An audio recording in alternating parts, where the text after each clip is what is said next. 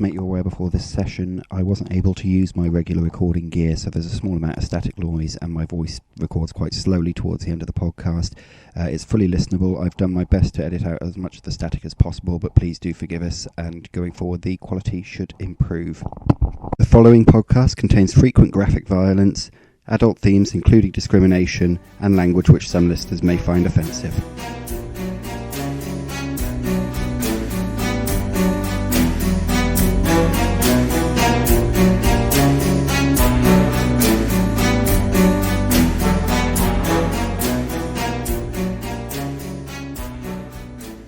The seeds have been planted and the changer of the ways twists the threads. This is now the 9th episode of Doomsayers, which is now up to approximately 500 listeners. Everyone clap.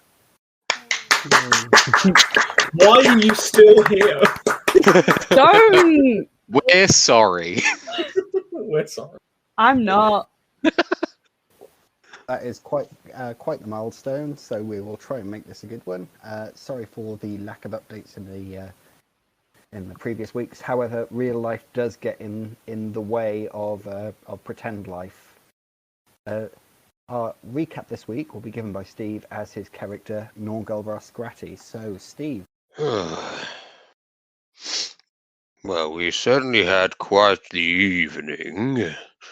If I recall, Ebenezer was, I don't know, passing around at the joust, pretending to be someone he isn't, as always. Seraphina was in, well, no fit state, no use to man nor beast, nor dwarf. We ended up having to put her to bed. Too much cider and certainly too much of that old wacky tobacco. Stör and I have been spending a lot of quality time together, as always. We delved down into the sewers again on Franz's behest. Got ourselves into a little bit of trouble, although not before making off with a little finders keepers. That old room where we'd seen that big, I don't know, slimy tentacly thing. We found ourselves a bit of silverware, so I've squirreled that away. I'm sure it'll come in handy later. Some candlesticks and some sort of ceremonial blade. Unfortunately, and some kind of scroll. I've just remembered, and definitely not read that from a screen. Unfortunately, we ventured a little too far and came across some awful yellow mold of some sort. It spat out spores and burned our eyes. I think Stör may have even been blinded for a moment. And yes, I think we may have ended up falling into the sewers again. Eventually we managed to work our way back out and back up to our lodgings. Seems that old fellow Philippe has been up to no good again, but seems to be at least making himself useful. Teaching Ebenezer how to, I don't know, cheat at cards, I suppose. At least he's not trying to shoot anyone this time. Although I wouldn't mind another brawl. What else? Oh, yes. Some little handkerchief is, I can't say I recognize the scribbles on there. They seem to think it might be some Stummhaufer or Steinhonker or some such thing. I don't know. I try not to get involved in the complicated elements of the plan. If they point me at a door that needs knocking down, well, I'll be straight through it. speaking of knocking down, it all seemed to be going just fine the following morning. A little bit of unease with Stör and Ebenezer. Nothing unusual there. And then the topic of money came up again. And Stör, well-meaning as they are, dug their heels in again. I think may have upset the Leb somewhat. Threw the shillings on the ground, and, well, Ebenezer, not being one to bow or scrape to anyone, spat in Stör's face.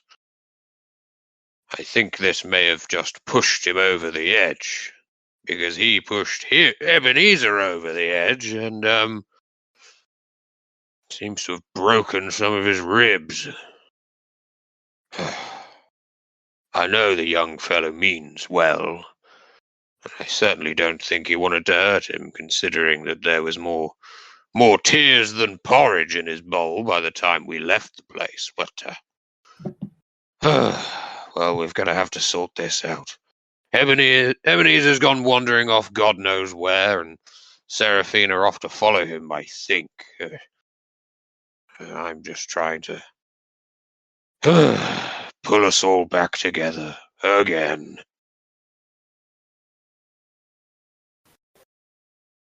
Okay, so I think we'll return to Nornghal and Stör, because I think we left it with Seraphina last time, prior to that Ebenezer. Or the other way around, one of the two. But Nornghal and Stör, as you're leaving this inn, what are you up to? Have you finished crying yet? No, Down Stör, probably not. down to a sniffle, Down but to a I could easily start again. You're clearly like on the verge. Yeah. Trying to keep a Oh. brave face, but not very good at it, ultimately.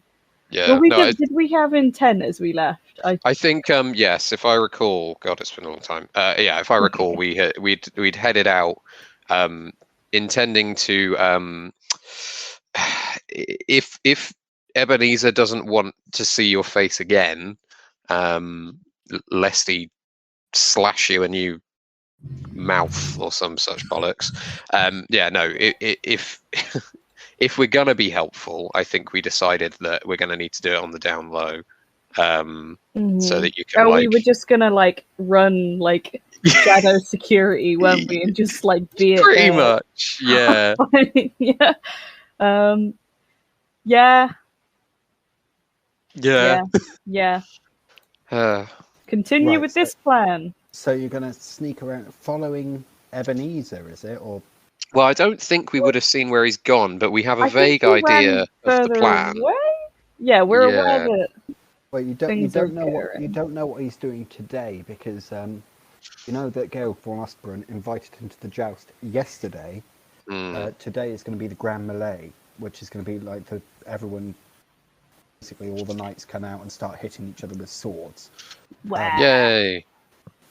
That sounds fun. That's more for the peasants' entertainment and for training of the knights. I mean, that sounds don't know right where up Nornghal's alley, to be fair. Yeah. You don't know where Ebenezer's gone specifically, but you do know that he will be in mid-afternoon returning to the half measure to try and fleece him, because he was discussing this with Philippe and Franz. You have no idea where Seraphina's gone. Yeah, no, I think currently our plan is to be at the half measure at some point later today to try and help and not fuck it up even more. Yeah. Okay, so you've got most of the morning. Too Yeah. strong. Well, so you've got the rest of the morning and half the afternoon. Huh. I mean, I think that we should cheer Stör up by going and watching some knights slap the shit out of each other Are you with sure swords. you don't? That's not you cheering yourself up.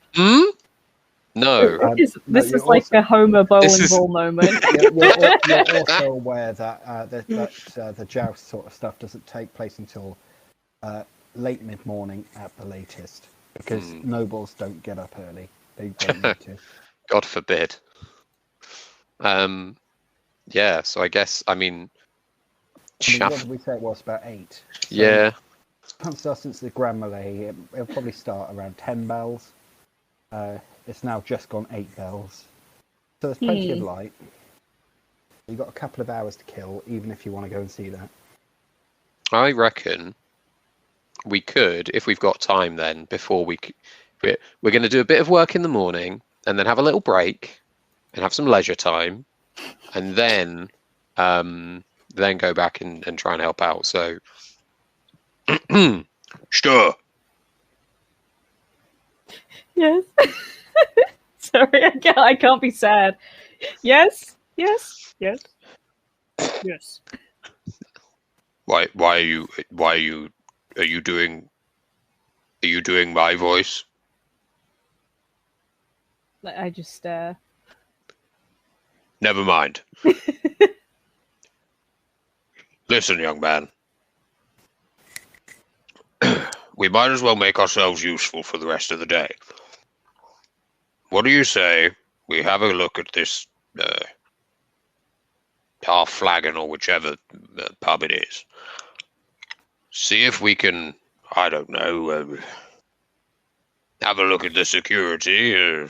Perhaps we can make ourselves useful this evening in making these schemes go smoothly. I don't know. Or, hell, some kind of emergency exit plan. That's more my style.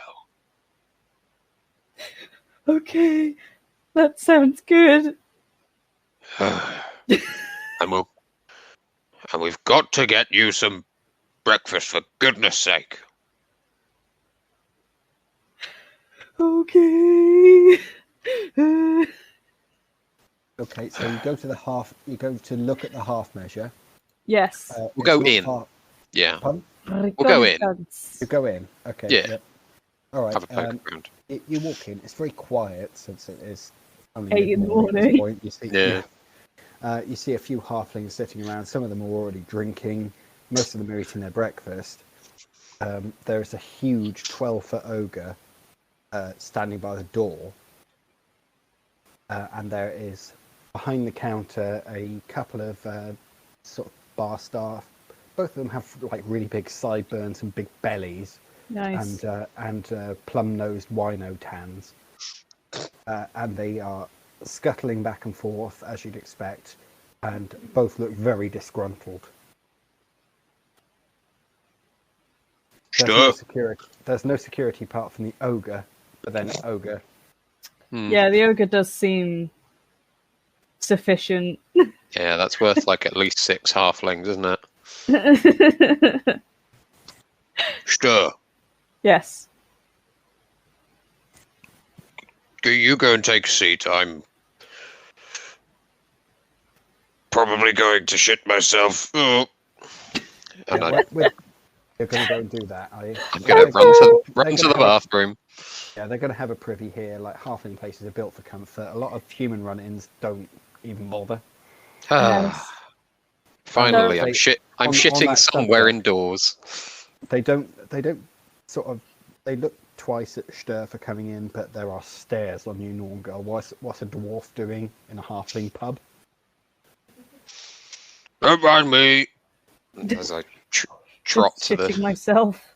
trot to the shitter, yeah. Yeah, you've got no Slam the risk door of behind me. bumping your head on the rafters. Stör, you actually do have to duck a little Nice. bit in here. That's fine. It's What part of are the. you doing? There's probably about 4 halflings in here. 2 of them look like hardcore drinkers.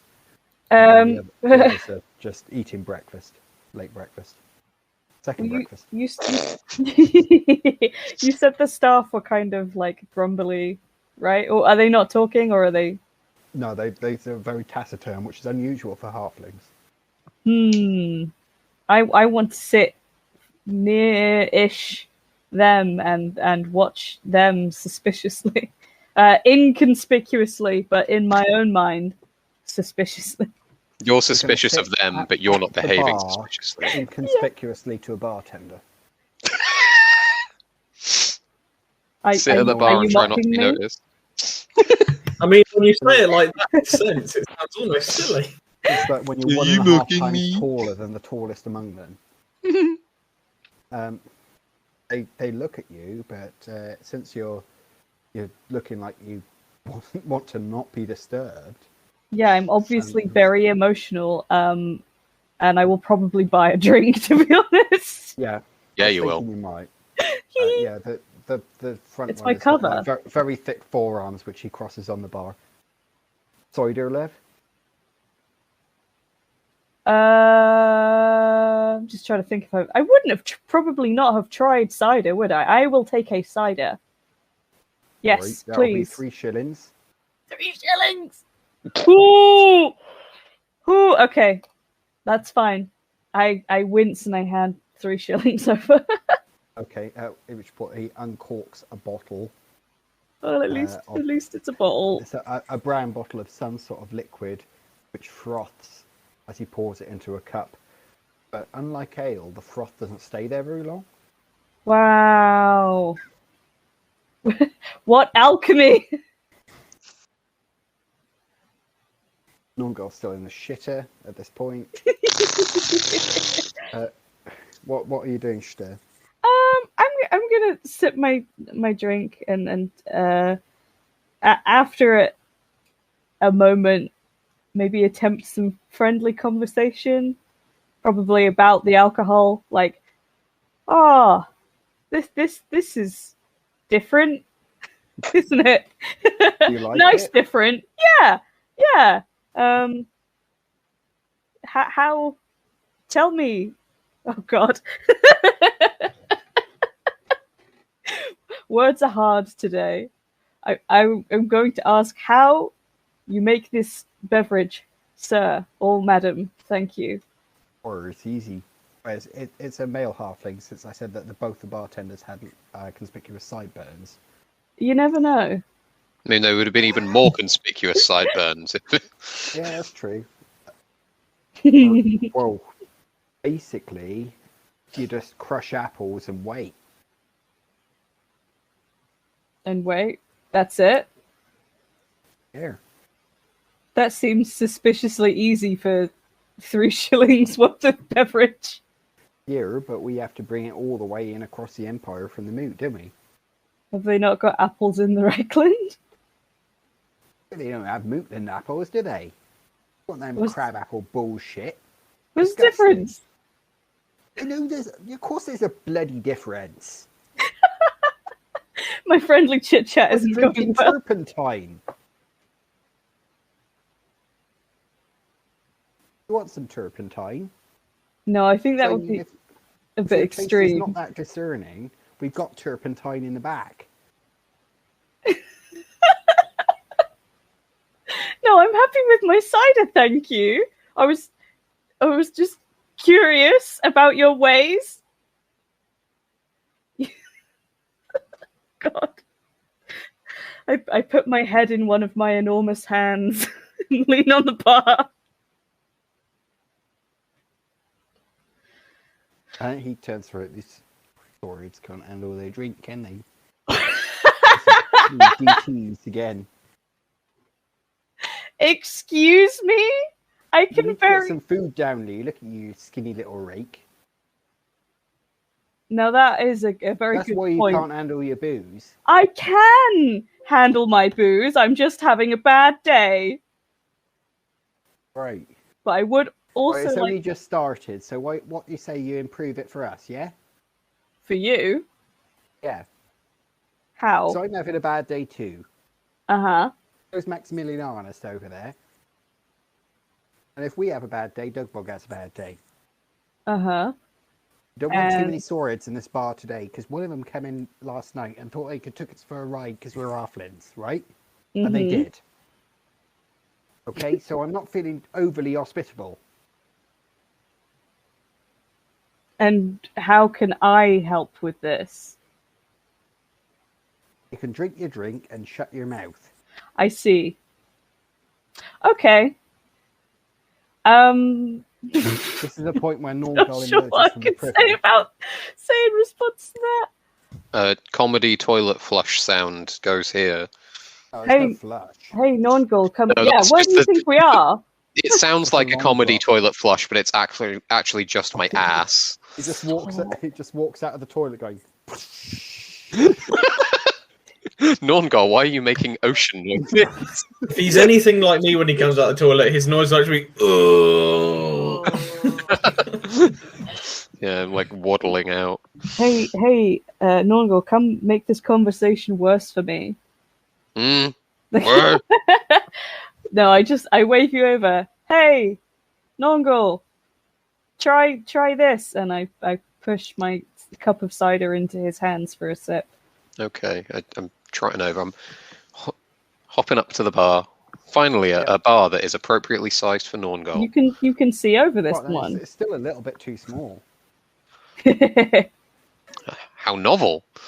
I feel like a giant. Okay, I'll have a little. Wait, no, I'm gonna take the cup, and just as I go to put it to my lips to take a sip, I stop and I say, and I put it down again, and I turn to Stör.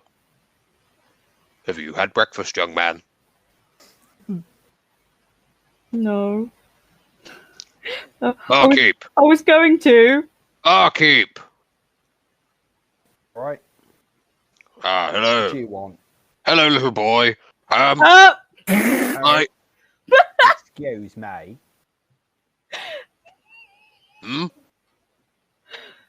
Oh god, that's not I very am polite. 78 years old. Ah, terribly sorry. Excuse me, old geezer. You've been My- talking to Ebenezer for too long. There's a fight in here. I don't know what it is with you. You knock about with the swords, they don't know how to behave. But you clearly don't either. I don't know what the hell's going on. There's some sort of conspiracy. This is the other bartender, by the way. I don't know what that is. We just want to order some breakfast, please. Well, you could be a bit more polite about it. What do you want?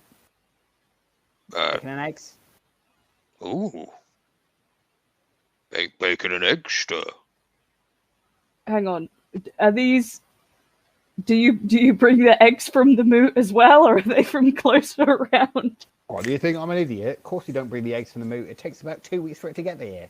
Okay, off. bacon and bacon and eggs, then please. 2. The eggs are better in the moot. Bacon we do bring in from the moot. Oh, my How- wallet hurts. How much for 2 bacon and eggies, please? Well, since you've been so fucking rude, 5 shillings each. Oh, Or you could say please. please, Please, we would Please. like some bacon and eggies. please, and sorry. Call it 1 sixpence. Well, that sounds reasonable. I thrust some coinage into his hand. Oh, you paying What, the appropriate amount or just some portion? a handful of mystery pennies? Mystery coins! Woo! You could charge me 1 6pence, or you could trade it all for what's in this box. So he nods and backs away. I will also. And like sticks his head round the door. That's me. 2 bacon and eggs, all right? Quick as you can. Then brings his head back round. Stör's now sat there with a bottle of cider. Now I'll take a Right. sip. West Sorry, Country. he poured it into a tankard, didn't he? So yeah. Yeah. bottle of cider. Do you like it? Probably not. Dwarf. Ugh. Ugh. Stör, why are you drinking rotten fruit? It's not rotten. He just said that they leave it for a bit. Is that rotten? I don't really know about vegetables, fruits. You understand brewing. You probably understand. No, Most people do brewing. What do you on call this, a small cup? scale in their Huh? house. What? So it's I just feel like I would a- understand pickling, but not brewing personally. You would understand. I think in a world of the technology level of Warhammer and how miserable the world is, in their house. everyone has to. The world sucks. I just eat fish ends and Fish ends! well, we have to sell the fish middles to the money. Absolutely reasonable. Pickled fish ends. The two parts of the fish. That's where bouillabaisse came from, a French peasant food. Yeah. The heads and tails of all the fish that they sold. Yeah, Fish I middles. am an incredible world builder, and my character is both believable and lovable. Yeah, because you call them fish ends. That's your favourite food, is it fish ends? I mean, Okay, so as the bacon and eggs, the smoked Mootland bacon, which has a lovely brown marbled colour through it, rather than the pink flabbiness of imperial bacon, is plonked in front of you. We will return back to. I'll do my dice. I've got to decide. I've got the hematite dice this time because the Hasta ones will give me nothing but bad luck. Ebenezer. Hello? What are you up to? Whoa, where am I? You're in an alleyway. You've just dismissed Delbers because he was trying to do the violin con, which I think you quickly established was it's just a quick way for him to lose money because he's got it wrong. Yeah. Yeah, basically. Oh yeah, and I let him into like the secret because he already fucking knows me, so I might as well. Yeah. And you've also bought some expensive gold silver chains off him, like well-made silver chains, and he's got them hooky. So you paid like 4 shillings for a decent-looking silver chain.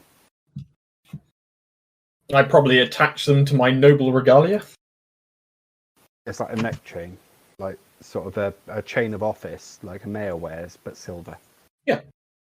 Yeah. Okay. There was something I needed to do. What was it? Oh yes, I needed to look into Judge Richter. Yep. All right. So because the game for the half measure, I'll probably need to schedule closer to the evening. If only to mid-afternoon, I thought you said. Yeah, mid-afternoon. But that's several hours from now. Okay. Seraphina has wandered off. You know where she was going, though. You know she was going to the Merchants Guild. Yep. And so, if she's making headway there, I'll make headway with Judge Richter and ennoble myself and stride on over to his area of life. Well, you don't know where he lives. You know that he's gone home unwell. I think the first thing is to gather information on that. I think... Okay. Make a gossip. Alright, come on. Good at gossiping. And I am good at gossiping. Yeah, it's 2 going to be degrees an of average success. anyway. No, an average. Yeah, okay. So, you come across a kindly watchman who not only tells you where Judge Richter lives, but given your shiny necklace and your immaculate attire and your newly acquired noble bearing, actually escorts you to the Outer Ring, which is also where he lives. As you're on the way there, though, you pass through the Güttenplatz, and there is a half-naked, filthy wretch there with what we call in this world dreadlocks, but in this world it's just he hasn't washed or combed his hair for looks like years. Same with his beard. And he's just there screaming, "Doomed! Doomed! Chaos is upon us! The signs are everywhere!" And most of the time he just repeats those 4 lines. But when he sees you... Oh no. he shouts, "I see 7 and I see 9, and all they had will be mine, mine, mine. The star within the circle is a sign of death. The mark is upon you." And points directly at you and says, "Beware the bringer of chaos." And at that point, sprints away into the crowd. So, repeat that one again? Which one? I see 7, I see 9. The star in the circle. All I had will be mine, mine, mine. The star within the circle is the sign of death. Mm-hmm. I feel like some of that He sounds also, familiar. beware the man who is not a man. 5, 6, pick up sticks. Stop. Then he pointed directly at you and said, the mark is upon you. Beware the bringer of chaos. Ebenezer for Bringer of Chaos confirmed. No, he's looking for me. But I'm not home. He Raise looks his like a hand. flagella. Am I the man who is Oh, not he's is a just- man? He is just a street. Is it? Well, he He's- could be. He's a hobo with delusions of religious grandeur. Exactly, don't know that's if what it he's looks like. deluded. He's filthy. He's like, it's mid-spring, so it's not warm, but he's wearing like nothing but a loincloth.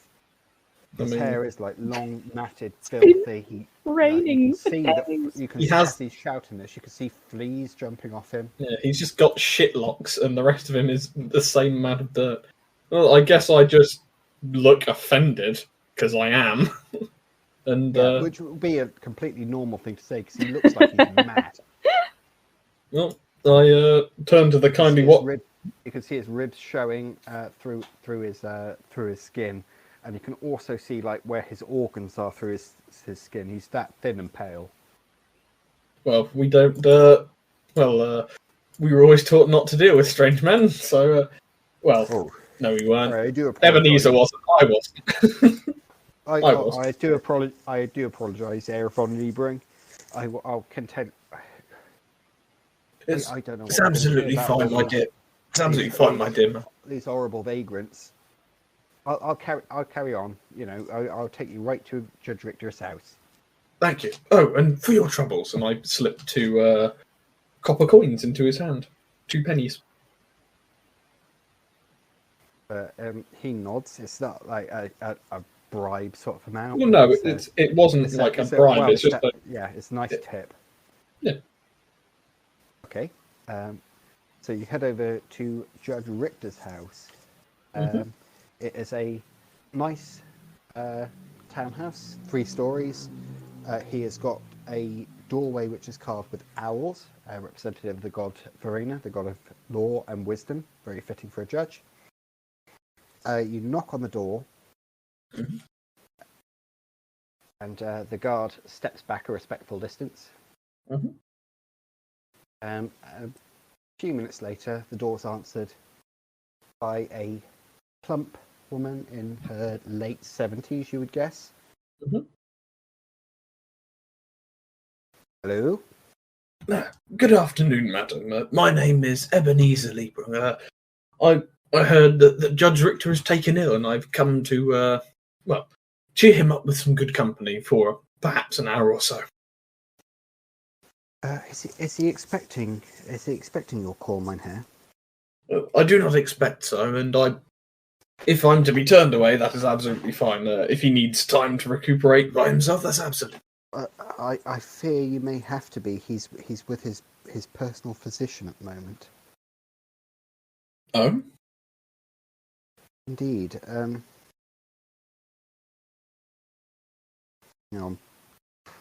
Bear with me a couple of seconds. I just Absolutely fine. completely lost the reference. Oh, I just remembered this morning, Mm. and I meant to tell you What happened this morning? that you reminded me of the Mr. Pricky soundboard. The what? Oh yeah, no, that's This may be a gross story, but Steve is incapable of like throwing up without screaming. yeah, no. So I was having a really bad time this morning in the shower. He tried to clear your throat, and you just started Yeah. choking.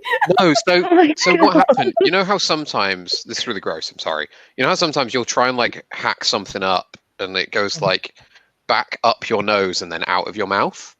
But it was getting like caught. It was so like thick, and it was getting caught in the back of my throat, and then I couldn't cough it up. So I was like, I couldn't breathe, and it kept on triggering my gag reflex. So I kept on throwing up my Weetabix in the shower. It was just, it was a hot. I felt like I was gonna die. It Oh, sucked, God. and yeah, I was just like very loudly like coughing and spluttering and vomiting and like Well, screaming. you yell while you throw up. Like I don't No, do that. I can't. I've never met anyone else who does do that. Yeah, I do vomit loudly. Screaming. Just scream all the puke out. Yeah, but yeah, you're right. It was very reminiscent of Mr. Pricky. Who is Mr. Pricky? He's a scam baiter. Yeah. He has this soundboard that he uses while he's like messing with people, and it has lots of like screaming and coughing and like fart noises and stuff on it. And he'll just start mashing buttons while he's like reading out a money transfer code or something. Yeah. Yeah, sorry, I'm so sorry about that. This is not like me. It's okay. We entertained ourselves. Yeah, have fun editing that. That was a good story. Weird. Leave it in. If I have fun editing that, that'll be a nice change. Wow. No. George, not kind. George is a cruel. We have accrued you 500 listeners, and you treat us. This is how you repay us. Yes. Right. Fuck off. I can't talk in and out of character today. Okay, Callum, can you make a challenging charm, please? Oh, indeed. Well, at least I fucking hope. Challenging +0.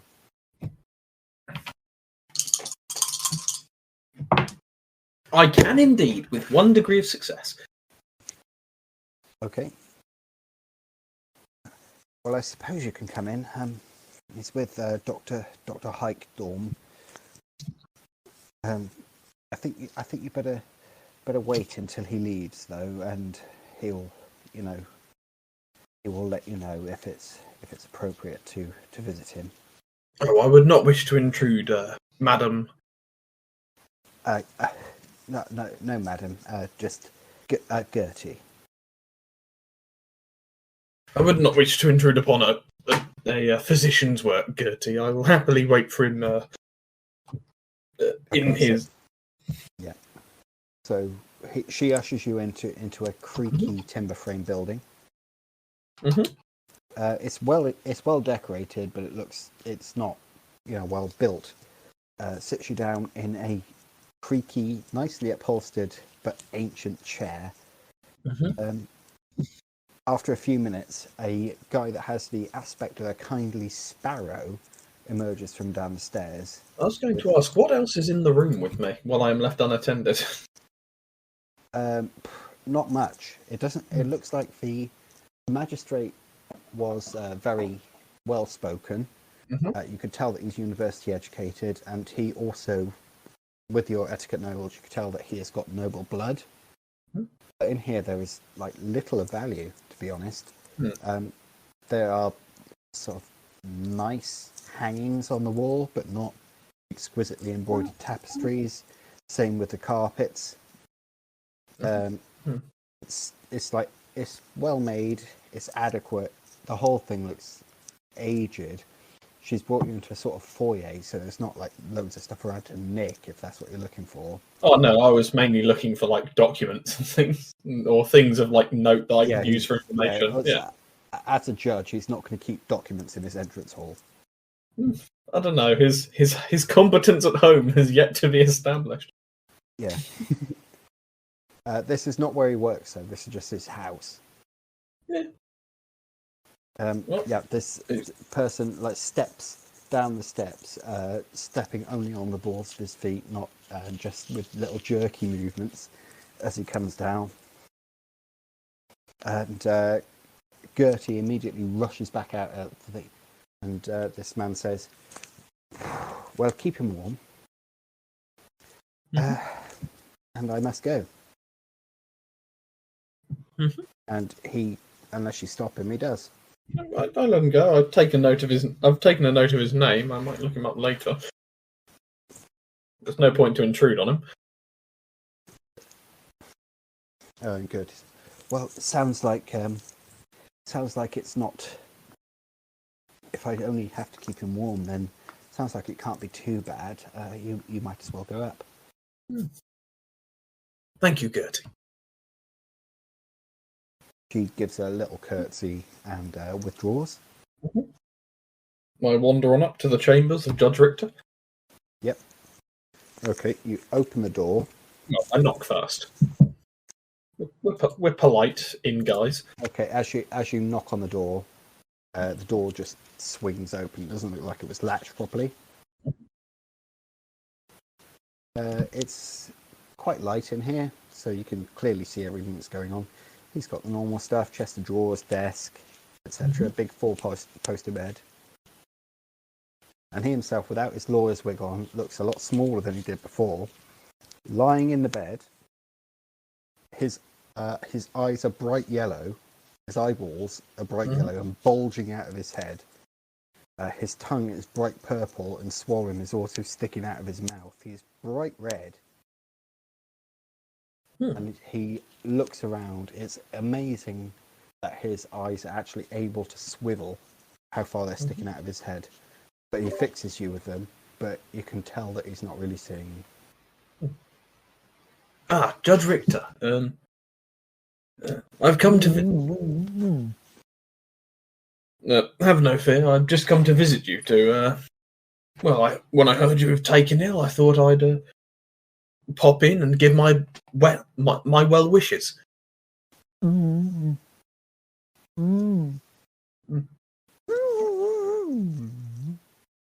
As his eyes swivel wildly around the room.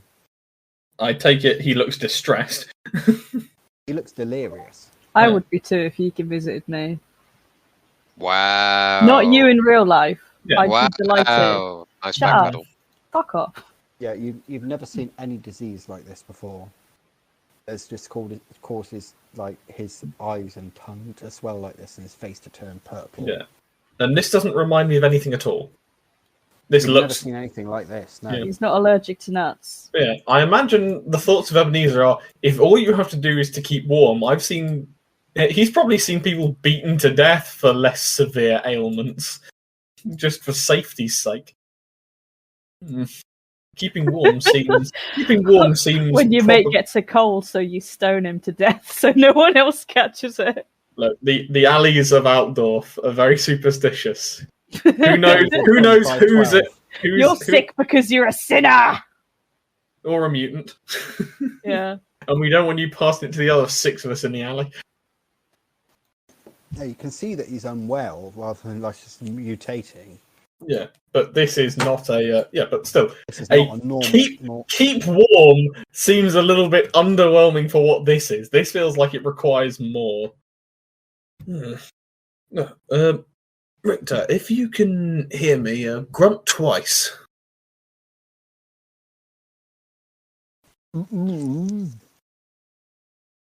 That's not promising. But he then begins to thrash the bed with his arms. I leave the room and latch the door, so it doesn't just swing open. Okay. And I head down to presumably his maid. Yeah. How is he? Is he improving? I hadn't seen him in... I've only seen him in his well condition, but I travel with an alchemist, a university-trained alchemist, and in my travels I've never seen anything like this, but the advice that her Heikdorms seem to give feel underwhelming for the condition. Perhaps... Okay, are you trying to mislead her here because alchemist means a gold magister? No, I'm not trying. Yeah. I travel with a talented apothecary. Perhaps a second opinion might be prudent.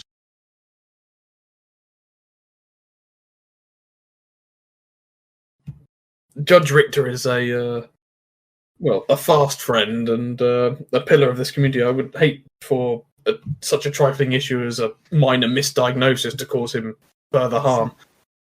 A firm friend, is he? I've worked for Judge Richter for 20 years. A fast friend. Yeah, you mean you made friends with him quickly? Yes. Over the past few days since I've been down here on business.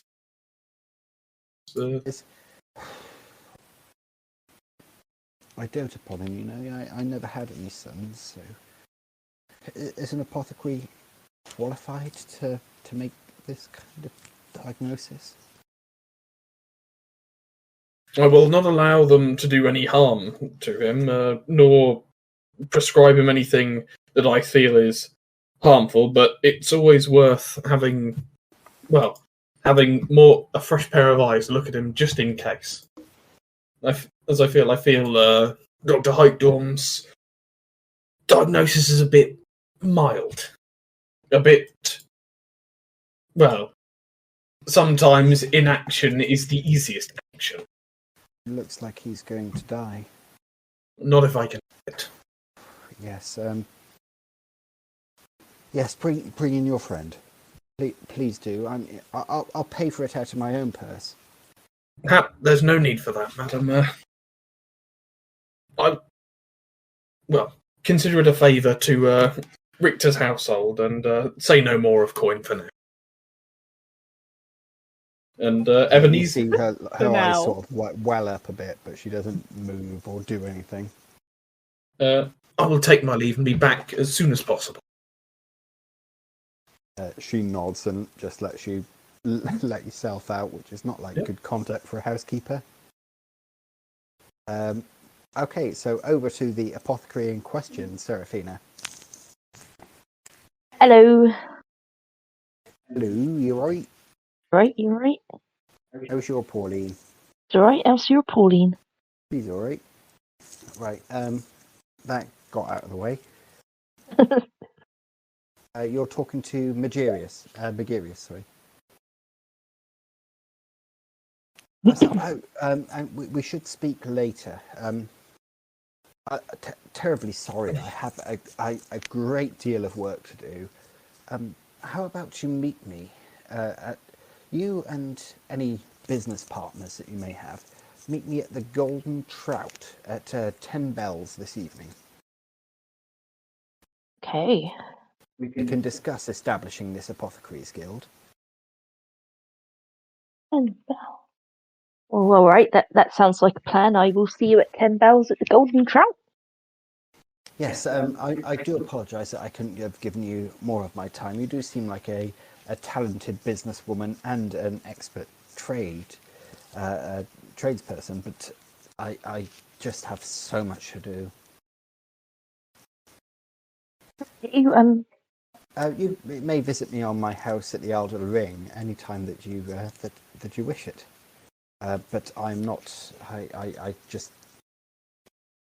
There was a huge consignment of wine that came into the town. As you know, I'm a wine and spirit merchant.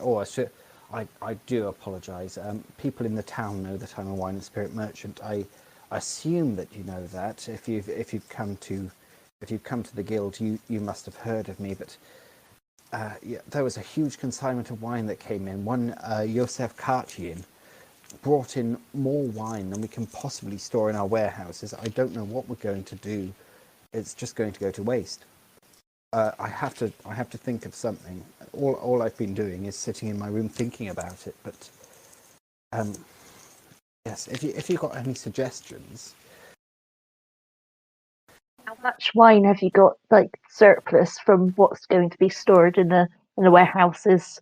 Oh, I mean, hundreds of crates. Okay.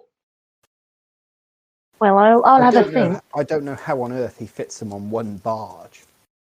Well, I know the barge in question. It's massive. I'll have a think in a chat. Maybe some of the inns might take some stock. Are you willing to sell any of the goods at a reduced rate for local business? No, of course not. I'm in competition with local business. Why would I sell at a reduced rate to them? I didn't realise you were in competition with the local business. How does it work here? Just if you could explain, I can think of something a bit more thought out if you're in competition with people. Are there any people you don't want to be in competition, or you are in competition with more than others? Yes and no. Listen, competition is good for an open economy. It's not the conversation to have at this time. We'll talk over dinner. All right. I can't, in my position as a guild master, be heard to make this sort of conversation with a total outsider intending to set up a guild. Any sort of spy could walk in and say, I intend to set up a guild of shit peddlers. Well, I just want to set up a guild for an apothecary here. I think it would do really well. There's lots of people here that would find that of use, so sorry if I offended you. We can talk a bit later, perhaps, and come up with something. It's not a matter. I'm sorry if I came across wrong. It's not a matter of me being offended. It's just maintaining my position. But yes, the Golden Trout. I'll find us a private booth, and we can sit together and we can discuss these kind of matters. Do you have any business partners? I personally don't. So I'll be going alone, apart from a discreet guard, as you do. Okay. Yes, so I'll be with some others. I have three others with me, so possibly all three of them, maybe two of them. I don't know yet. Yes. Well, I will have to make the reservation. I'll provisionally make it for 7, and we'll just write off the £2 reservation fee. We'll call it a gesture of goodwill, shall we? As he holds out his 2 fingers to shake your tiny palm. Shake his 2 fingers. And he produces a bottle of brandy, like a small little flask one, from his back pocket. Pops it open. And as he raises it, you recognise that this is the Kemperbad tax-free brandy that Yosef was bringing in. Oh. And I know this is not exactly fancy, as you'd say, but here's to a mutually beneficial business relationship. He takes a little sip and then hands it to you. Okay. I take a little sip and wince a bit, but all is good. Okay, and he bangs the cork back in, sticks it back into his pocket and says, well, 9 bells tonight then. 9 bells it is. He nods, doffs his hat, and then returns to what he was doing. Can you make me an easy perception, please?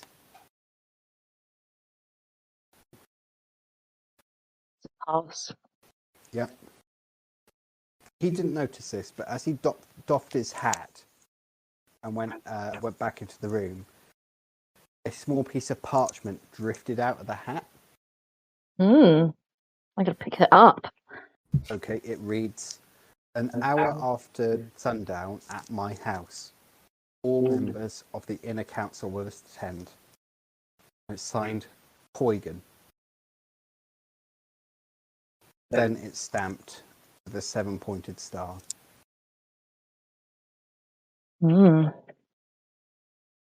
Okay. Okay, well, we'll carry on with Ebenezer then. Mm-hmm. Okay, so Ebenezer, you leave Judge Richter's house having seen him in this horrific state. Mm-hmm. I think I find a nice, quiet, secluded place. Yep. And immediately, fucking hell! What the fuck was that? Yeah, you don't know. You've seen many diseases in the Empire. Never seen anything like that. Ebenezer frantically scrubs his hands with on his sleeve. Jesus Christ! No, actually, Sigma. What the hell? I hope he doesn't catch. I hope I don't catch it. Whatever. Still, gotta find Seraphina. If she can give him something to release, I don't know, ease the pain, or hopefully make him better, we can make something out of this. Oh, nothing can be asked, or at least, we might be able to slide out of any problems. Okay, she said she was going to go see. She was going to the Merchants Guild, yeah. She was going to see Merchants Guild. Excellent. Excellent. That's good. Right. Let's go find her. Okay, Seraphina, in the meanwhile, after you left the Merchant's Guild, because this conversation took a lot shorter than Ebenezer's, like, walking across town and coming back and all that business. Yeah. What did you do after leaving the Merchant's Guild, if anything? I probably want to find Ebenezer, actually, just to talk about what I've just found out. All right, since he knew that you were going there, chances are you probably stayed there and waited for him then. Yeah. All right, so okay, Ebenezer, you come across Stör, who's standing outside the Merchant's Guild with his big marble entrance and its gilded scales out the front. I think Got a it statue Got of you. Bernauer. Names mixed up there. Yeah, what? Yeah. All right, Seraphina. I'll edit in. I was thinking, because out in copy. otherwise Ebenezer does a 360 and moonwalks away. You're about to throw hands. You do a 360 and then moonwalk away. So basically, you spin on the spot till you're facing Stör again, and Yeah, then and then moonwalk away. Yeah, I turn 360 degrees and walk away backwards with a moonwalk. that's why they call it the Xbox 360. Jesus Christ. Have you never heard that expression before, George? No, I love it. I mean, I've heard the one of what is it? I think it was an American football coach came in like it's just been hired, went into the dugout and was like, "All right, everyone, we're going to turn this team around 360 degrees." Oh boy.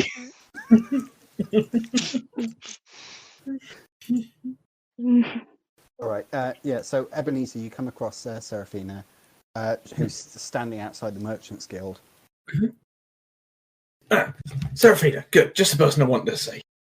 Yeah, same. I want to see you too, actually. Okay, what's your score? Well, I've just been in and met Megarius, actually. And, well, don't know what Excellent. to make of him. Don't know what to make of him, but... One question. How big's his guard now? Is he stabbed, is he? Hey, what? Well, you remember the plan. Well, he wants to meet me later so we can go over a potential business plan to get up an apothecary What guild. sort of time? Well, 9 o'clock. 9 On o'clock. bells. Yeah, After dark. I know. But The man who's friends with a vampire? wait a minute, the plot thickens here. When he was walking No, away, I think it's clotting when it's done, isn't it? look at this that fell out of his hat when he was leaving, and I hand it over to Ebenezer. Yeah, Ebenezer, you can just about read it. It says, 1 hour after midnight at my house, all members of the Inner Council will attend Poigan. Stamped with a 7-pointed star. Well, this looks like something conspiratorial. I know, it's really, really weird. And the other thing is that he's got like so much wine from Joseph that he don't know what to do with it all. He's got hundreds of crates that won't fit in the storage facilities down the docks. So Why has he bought so much wine? I don't know. I mean, I know the nobles drink it like nobody's business. I mean, we did witness brandy bouncing, but well, you did also observe when you went into that one warehouse that the crates of wine were stacked floor to ceiling. This is an import and export town, but it looks like they've just the couriers and hauliers have taken advantage of it and brought in more goods than the town can stand. Well, in any case, yeah, sure, we'll meet him. I think we, get Nornghal and the other one and have them armed, I guess. And, yeah, we definitely got to attend the other one that fell out of his hat. But I have an important... I was wondering if maybe you guys don't attend? I mean, like, he knows that I'm here with people, but what if maybe I get Yosef to come with me and, like, rest of his crew, and, like, if we're on a plan to bring him down, he don't know I've got, ties with you. I don't know. Ah, yes, involve Yosef in all this. I mean, Well, he's a, trader in that, so... last person who talked to us at a warehouse, 6 feet under, one besotted dwarf, face down in the sewer. Well, yeah, I don't think adding Uncle Joseph will hurt, do you? It looked less dodgy anyway. If I turn up with all you guys asking to set up an apothecary or something like that, he's like a trader. Support businesses, that's how they get half the money. Yeah, that's true. It's not just through catastrophic inbreeding and, I don't know, emperor handouts. Well, what do you want to do? Do you want to come with me, or should I get, them involved? What do you reckon? I'd like to get a measure for Mercurius, especially considering, and I, make a neck chop gesture. I'm more excited for that second meeting that we're not invited to. I know. But still, I did have a question for you. Right. You're an apothecary, right? Yeah. Like, you got that piece of paper and everything. Yeah. So, apothecaries look after sick people, right? You make them better.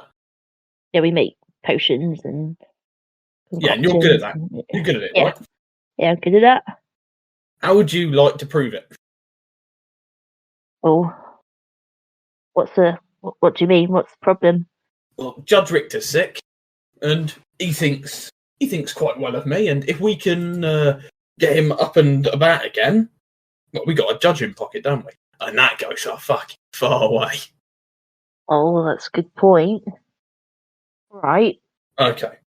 So, his eyes are yellow and bulging out of his skull, his skin's purple, he's dribbling about with his tongue stuck out and thrashing and wailing like a sod. I said to his household that I'd get a talented apothecary to give a second opinion, so I don't know if you can do anything to at least reduce his swelling or make him a little bit lucid and thankful at the very least. You're on mute, George. Oh, sorry.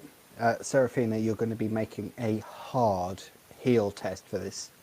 Listening to a description of the symptoms, you imagine that it'd probably be easier if you went and saw them yourself. Yeah, okay. I want to see it for myself, I think. So it's minus 20 at your heal, but you might be able to work out what that is. I rolled 13 and my heal is 59, so that's not bad. It's purple brain fever. Of course. It's an extremely rare disease. There's very little treatment available for it apart from to ease the delirium. It would probably be worthwhile to bleed him from his face. Oh. Do I need leeches for that? No, you could do it with a knife. Leeches would be better though. Yeah, well, I need to find You Stör. also need to cool down his entire body because he's going to be running in a ridiculous fever. Oh. So It's not contagious, is it? It is, but not very. If you were in the room just to give him care, or if you were in the room like incidentally, it's unlikely that you contract it. You'd only contract that from continued exposure. Okay. Do you explain this to Ebenezer? I'm still talking to Seraphina at this moment. No, I thought you were finished as well. No, it's a blood-borne disease.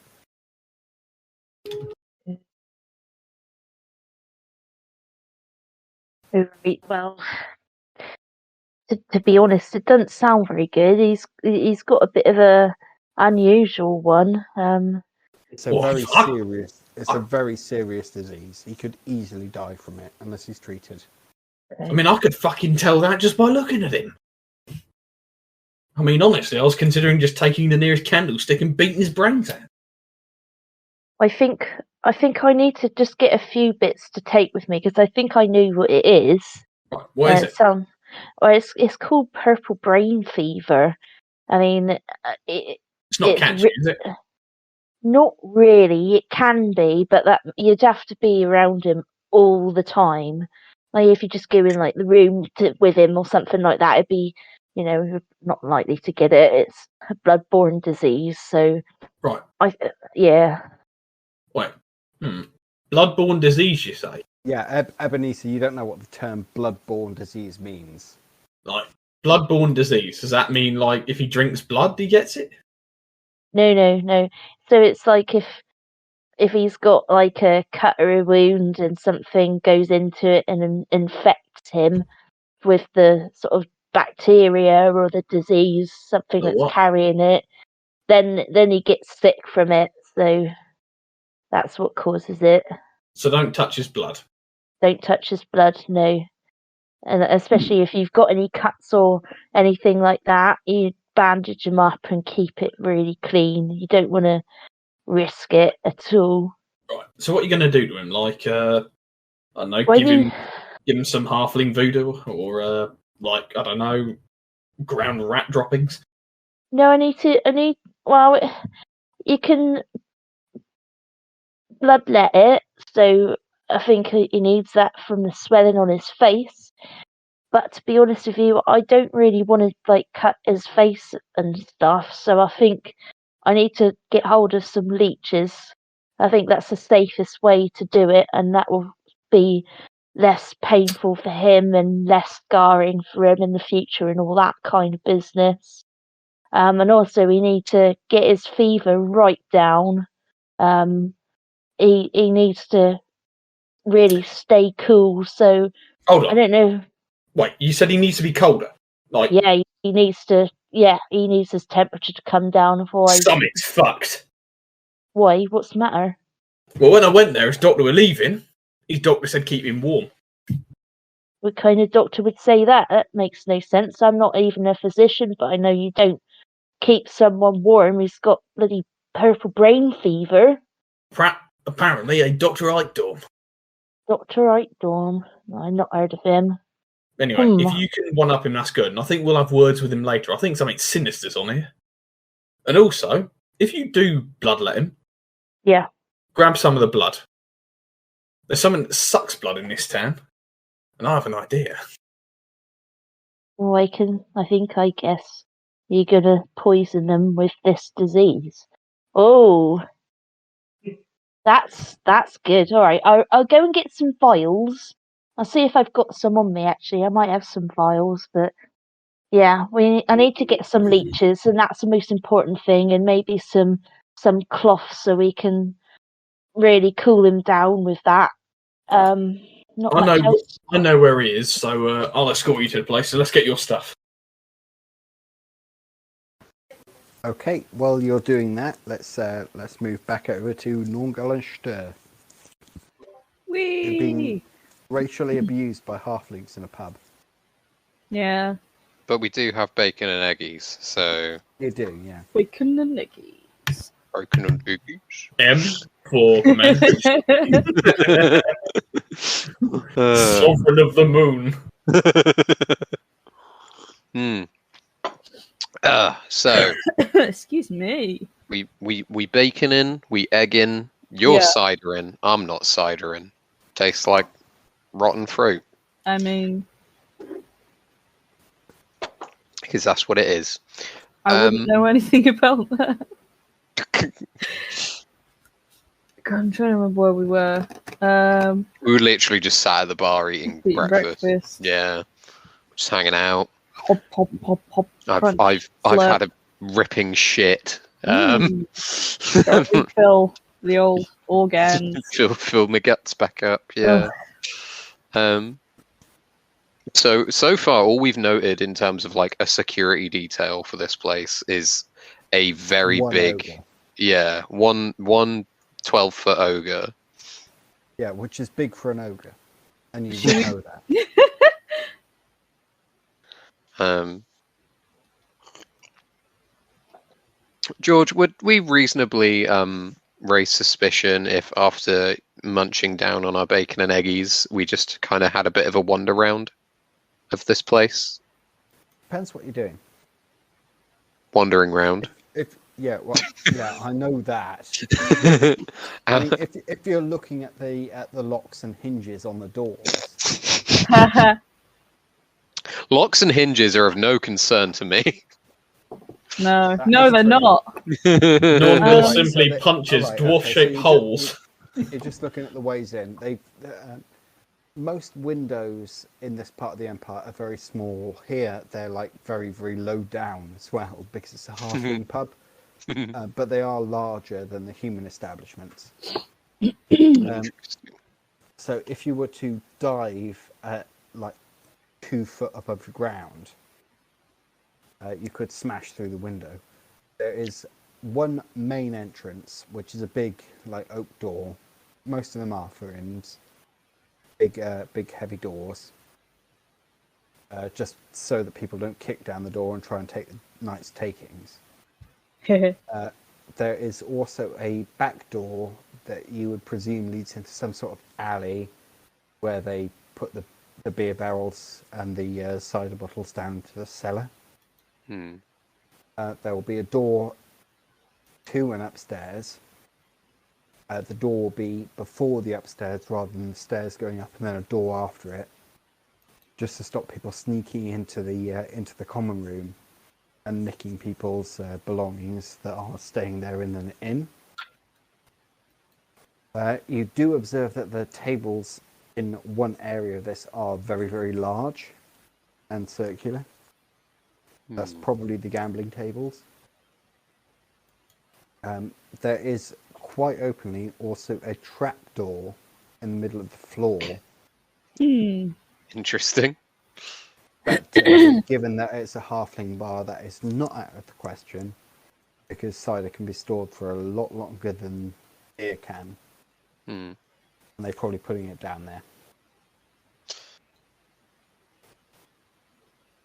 And a lot of houses have a trapdoor in the floor for that exact reason. Okay. Looking around this, you said there was like a door that goes upstairs. Is it is it like kind of open up? It looks cheap. Yeah. What I'm saying is, like, is it open at all? Like, is there any kind of like no, not the door. I can't. Words good at the moment. No, like I'm trying to picture it. Is there like in some places you've got like the kind of mezzanine sort of like a walkway around and you can see down into the bottom? No, God, no. This is just progress that. This isn't Tillia. You got floor. That's it. Floors stacked on top. Okay, yeah, no, cool. Yeah. That's fine. I'm only thinking of vantage points. Cool. Okay, but there's a reasonable number of windows that could be smashed through if absolutely necessary.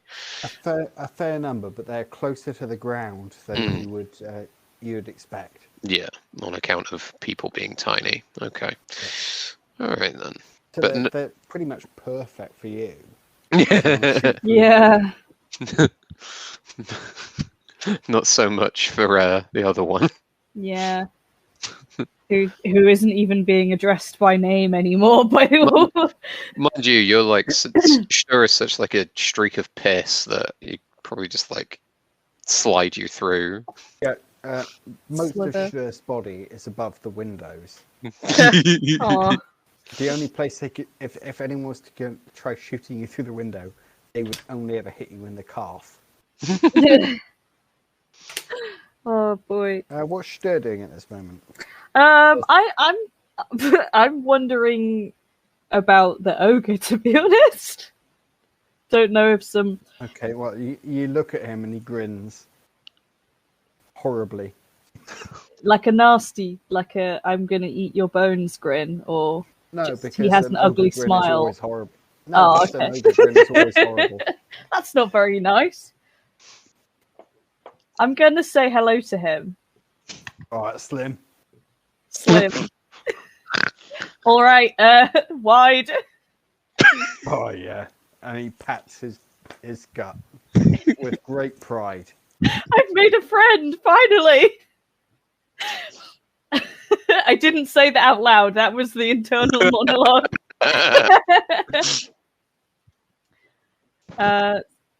What do you want? I'll just say hello. I've not been in here before. What? Right, hello. What? So are you the bouncer then? Huh. Nah, I'm not the bouncer. I didn't jump up and down. I'm the doorman. Okay, so it's that kind of conversation. Did you say that aloud? No. Well, you can tell looking at him that he's a real idiot. You you like it here then? Yeah, lots of halflings. They give me good food. I like food. Do you like food? I do You like can't food. Look how slim you are. Slim. Patting his huge belly. I almost said complicated things about metabolism that I wouldn't know then. What? My blood demons keep me thin. My I don't want to know anything about blood demons. no, I don't want to be thin. I can't really help it. I have to share most of my food. Got a big family, you know, and a lot of it gets sold because I've got a big family too. Yeah, I mean, my family are big. Big in many ways. Yeah. You're quite.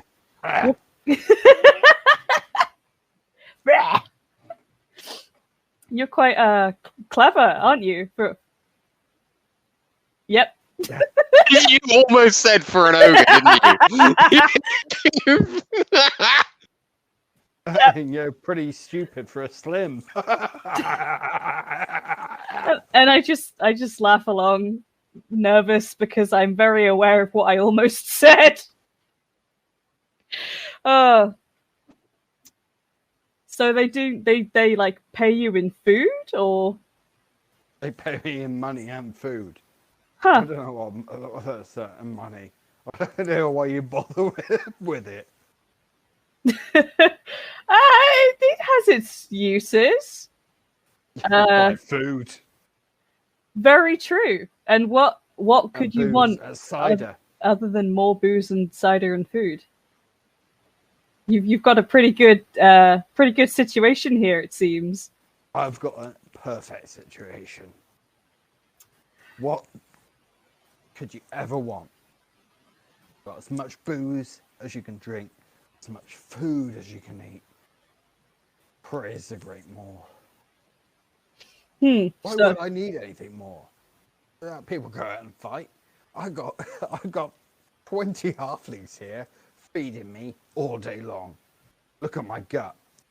I can see it. Pats with a huge splat. It ripples for a few seconds. No, it doesn't, because it's all muscle. Oh, okay. It makes it sound like a drum. Bong. So no, that's workplace his grievances. balls. Shut up. I was hoping that he would have some kind of in to be friends with, but he just is just a dude that likes food and is given food. That's how you deal with an ogre. It does seem that is what has been done, doesn't it?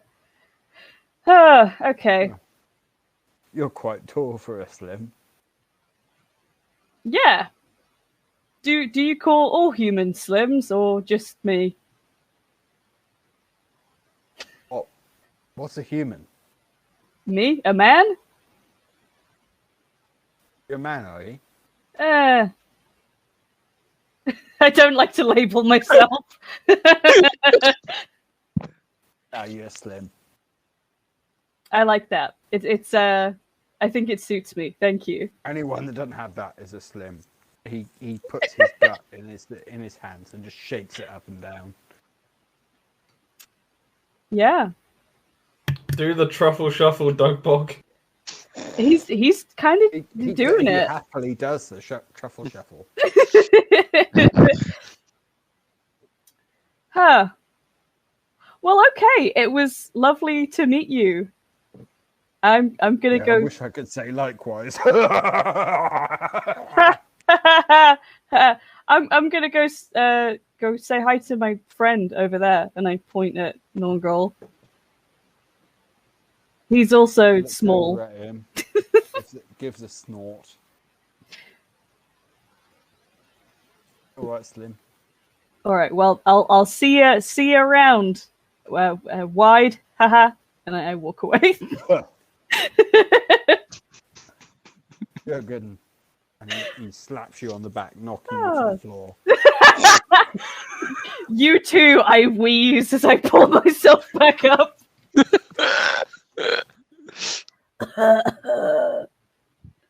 What?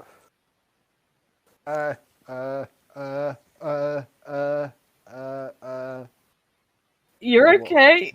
Yeah. Oh God. What's happening? Fred, that's it, Fred. Can I have another cauldron of soup? and a barrel of ale. And you see the the fatter of the ones behind the bar. Mm-hmm. Just crouched down behind it, and you think you might hear him crying. Crying? Behind the soup? Or the ale? No, he's crouched down behind the bar. Oh. What? Well, you just hear this, like, pathetic, like, whimpering. The thinner one moves off into the kitchen. I look over at Nornghal and try and catch his attention if he's looking in my direction. Yeah, well, it probably will be, because there's barely anyone here. It's still the middle of the morning in a pub. Yeah, I've heard this. Looked around to see what this ogre is laughing at, and it's you. Yeah, and I gesture like I make eyebrows at you, and I like tilt my head to the bar and like do a little like crying mime question, like with the hand when you like rotate the fist by your eyes. Thank you for explaining. I got it. No, I understand what a crying mime is. You don't... No. Hey. And I look questioningly, again with eyebrows. With eyebrows. Well, Okay. Well, are you looking? then. Stör, are you ill? No. And I shuffle over closer. I mean, it sounds like one of the bartenders is crying. And I sort of point. Gonna creakily peer over the bar, I guess. Creakily, yeah. Like lean on. Yeah, it's the fatter one. He's got long ginger hair, bigger sideburns than the other one. Ooh. Ah. And he's just he is like literally crouched down so no one can see him crying behind the bar. I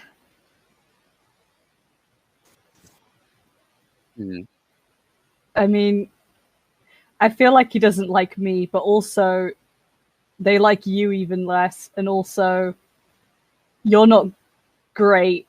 Can you both make an intuition here? Because I think you might have got the wrong end of the stick. They're not crying because you're there. No, it's Well, no, he's just crying because he's being eaten out of house and home. I will. Yeah, okay. Well, no need for the roll then. He's Yeah. been eaten out of house and home by Doug Bog here. Now he's got no floating assets at all. And, yeah, you imagine he's probably the landlord. Should we say something? Deep. All I heard was eep. I think I tried turning voice suppression on, but it's bad. Try that again. You all right down there, barkeep? Right. Yeah, I'll be alright. What do you want? Just checking on you. Didn't sound too good down there. Alright, well, well, I'm not too good, so... Tell you what, last orders. Everyone get out. It's like 9 a.m. Like, ding ding, last orders. Don't want nothing to do with anyone in here. I know what you're up to. What do you mean? Right? A whole lot of you. You, him, fucking, I don't know what he was pretending to be, some sort of like wood elf with like a facial disorder or something. Came in last night. Wood elf with Esmerelda. I don't know if I can put up with this no more. This constant harassment. It's only been like for 3 days, but you're just constantly coming in here. There was this little short fat guy that came in the other day, just sat there, didn't talk to nobody. Everyone tried to talk to him, he just stared at the wall. I've had enough. Alright, get out. We're closed down for the rest of the day. Okay. Get out. Take your cider if you want to. Don't make me get Dugbog. Dugbog! What's happening? Alright, boss. Sorry, I'm just losing it because he's just mad that people are like sitting in his bar minding their own business. I've had enough. I've had enough of people patronising my establishment. He's had enough of Minding their Dugbog. own It's just eaten the last of his food. He must know.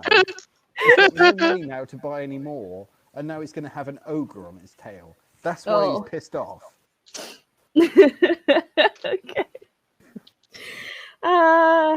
Okay. Probably don't want to get on Dugbog's bad side. I feel like we've got quite the budding relationship. Yeah, I can finally make a friend. Finally. Okay, what do you do as you leave this bar? I mean, I'm taking the cider. You said I could, so I will. Yeah.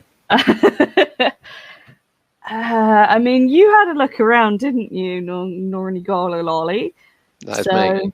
That's how my name is pronounced. I mean, probably just exiting?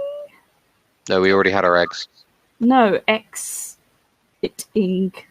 Yeah, where are you going from there? It's still early, isn't it? The absolute throes of desperation. On my way out, I slap Dugbog on the belly.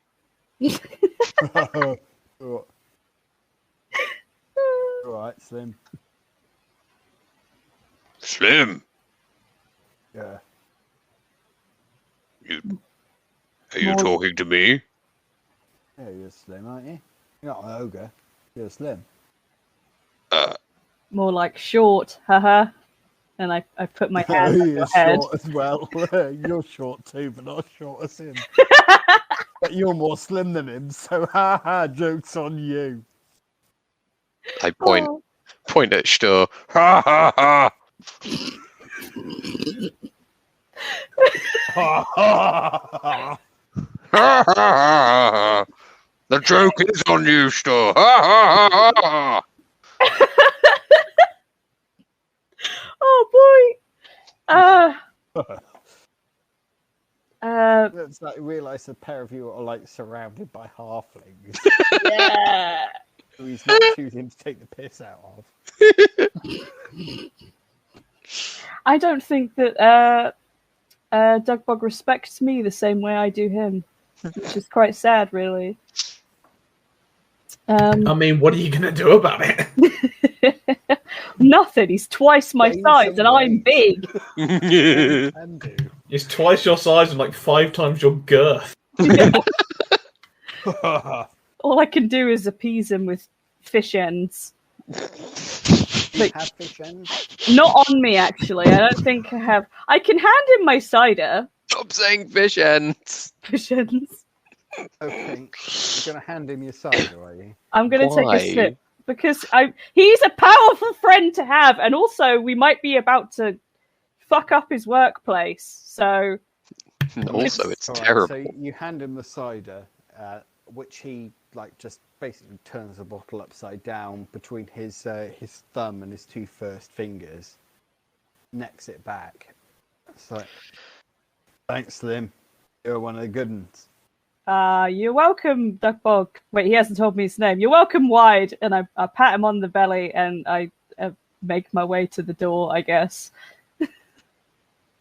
All right, maybe see you in here again someday. Bring me some of those fish ends you were talking about. Anything for you. Come on, Nornghal. We have to ruin some lives. And Nornghal looks up at Dugbog and loudly says towards Stör, "Coming, Slim! Ha ha ha!" Bugbog doesn't laugh. He just looks confused. Nornghal looks crestfallen.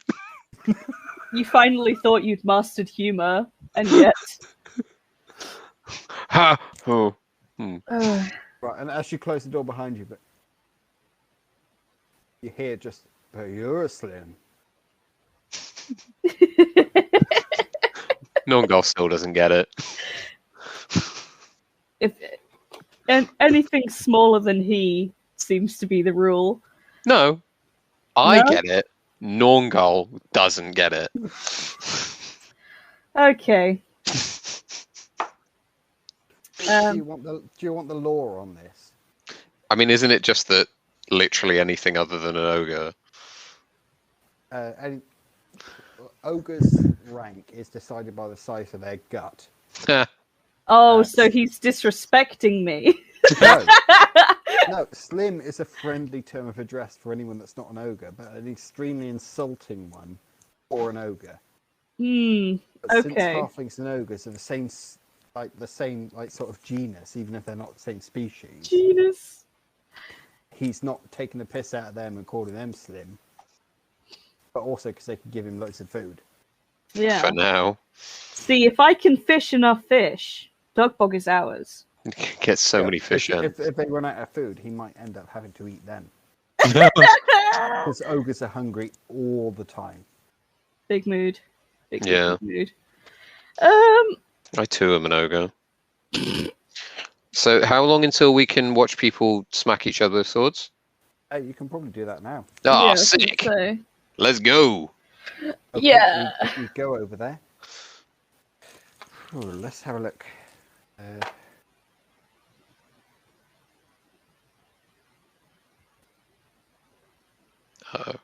Unless you attempted on the way by a tug-of-war competition sponsored by a local inn that is offering prizes of flagons of wine to the winner.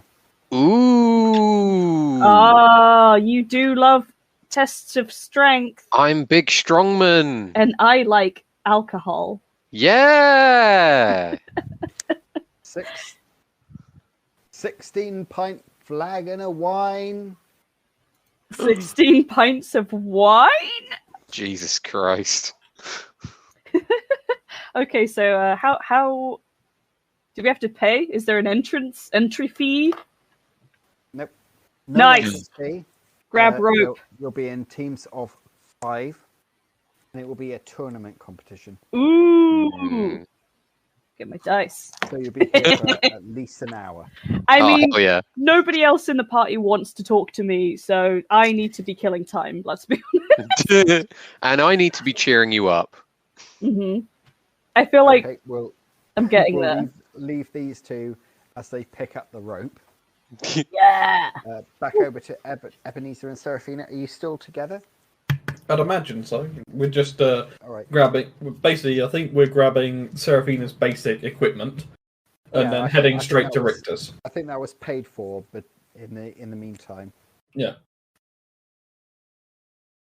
And so we make our way to Judge Richter's place. Outside of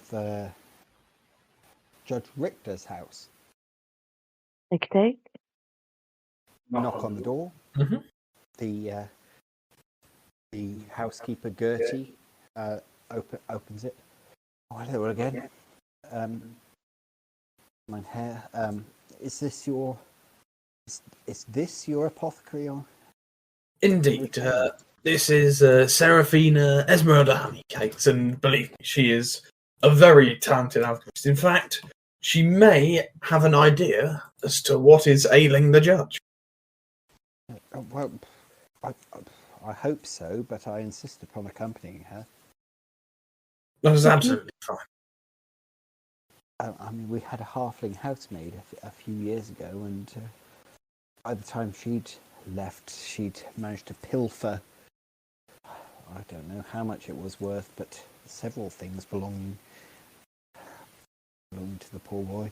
Anyway, yes, up we go, and is it Frau or Fraulein?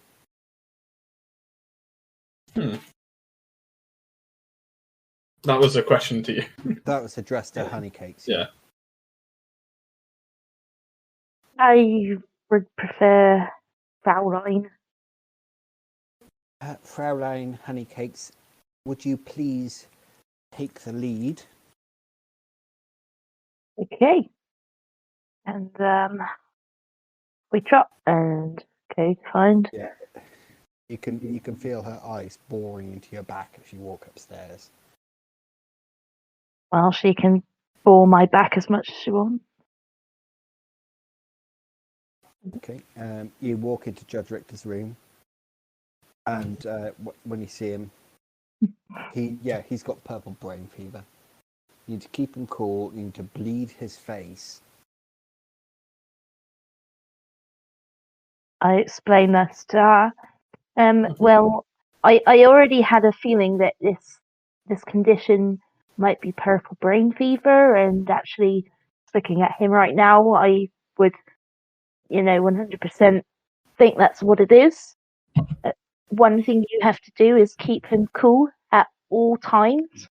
I do need to bleed his face, unfortunately, just because of the swelling. Some of this blood needs to sort of be drained. Normally, I would give incisions on the face, but I think that's too.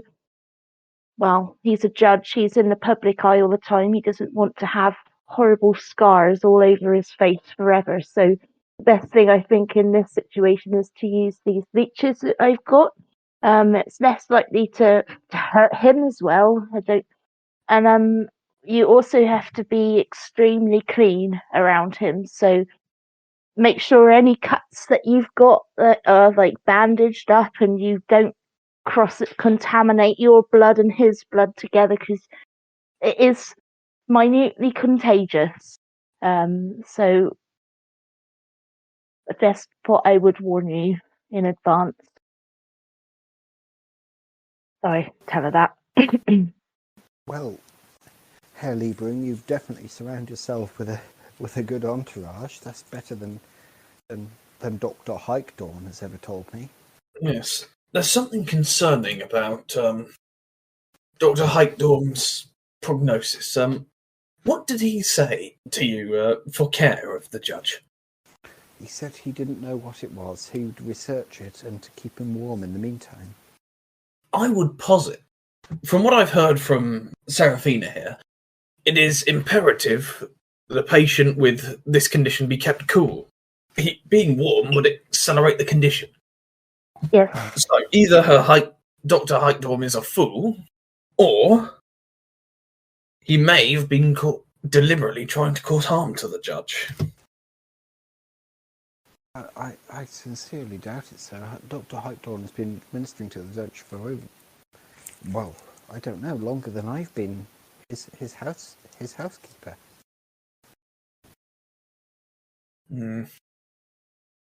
Still, it is worth investigating.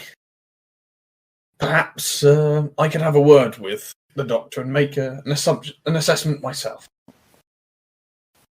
Yes, You wouldn't perhaps. happen to know his address for calling? I believe he lives somewhere on the Zweitiger Adel. I don't know his exact address. A doctor on in that area shouldn't be too hard to find, I imagine. No, I would imagine not. That's where lawyers, doctors, people like that live. If you just ask, surely someone will come in. Oh, pray shall you? Shall I send for some leeches immediately? I already brought some with me. Yes, I think it best that Seraphina commit the first bleeding herself, and then, after showing you how to do it, leave it in your care, Gütte. Okay, Seraphina, make a heal. Since you know what disease it is, this is going to be average. 29. Hang on, let me just check. I'm sure that's a pass. Yeah, that's a massive pass, isn't it? Yeah, like 3 degrees of success. Okay, so you reduce the swelling on his tongue and on his eyes, so that his eyes are now like not bulging out of their sockets, and he's got his tongue in his mouth now. Okay. He still looks delirious. You can tell that he's delirious. There's not much you can do about that apart from sedate him with either moonshine, nightshade, or some similar drug. Maybe the Schlafkrat that you've got. Just to keep. Sorry, somewhat it cut out then.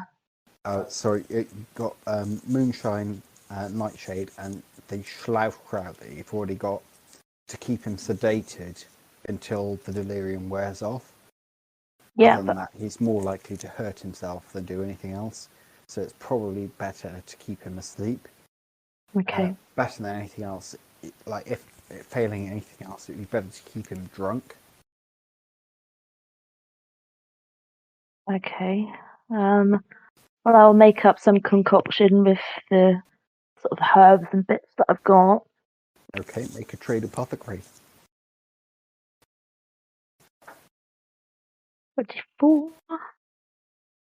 My trade apothecary is 57, so yeah, that's good. 70?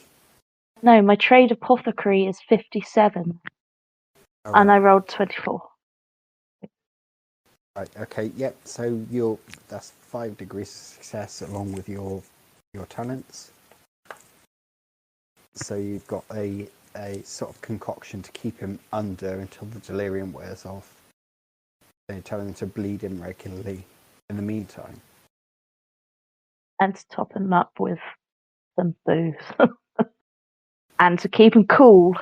I'm not saying like you should get him drunk, as failing anything else, it would be better if he was drunk the entire time. Yeah. Okay, so Ebenezer and Seraphina have just cured a judge. Nornghal and Stör, they should get ejected from the Halfling pub. Ow. Tug go war. Tug go war. Tug go war. Tug War, go war. tug. What? Who is arranging this tug of war? Typically, the taverns will appoint someone to go out and arrange it, and the pub themselves will arrange this prize, which in this case is 16 pints of wine. Yeah. Okay. Yeah. We. For the winners, Oh. and that will get like prices for them. So it would just be someone that works there, just going out and saying, "Tug of War, sponsored by the fucking hippogriff as a shining child. Nice. Oh, this one's sponsored by a band, apparently. Well, I'd like to ask the whoever seems to be in charge of the tug of war. Yep, it'll be like someone about 20 just shouting it out. Tug of war competition! Christ. Can anybody enter this competition? Competition. Competition. Sponsored by the Decapitated Hippogriff Tavern. Anybody of any size? Yep, anybody of any size or race can enter this competition, which is sponsored by the Decapitated Hippogriff Tavern. Wait. Stör. Nornghal. Yes, you go first. I think we should invite our new friend.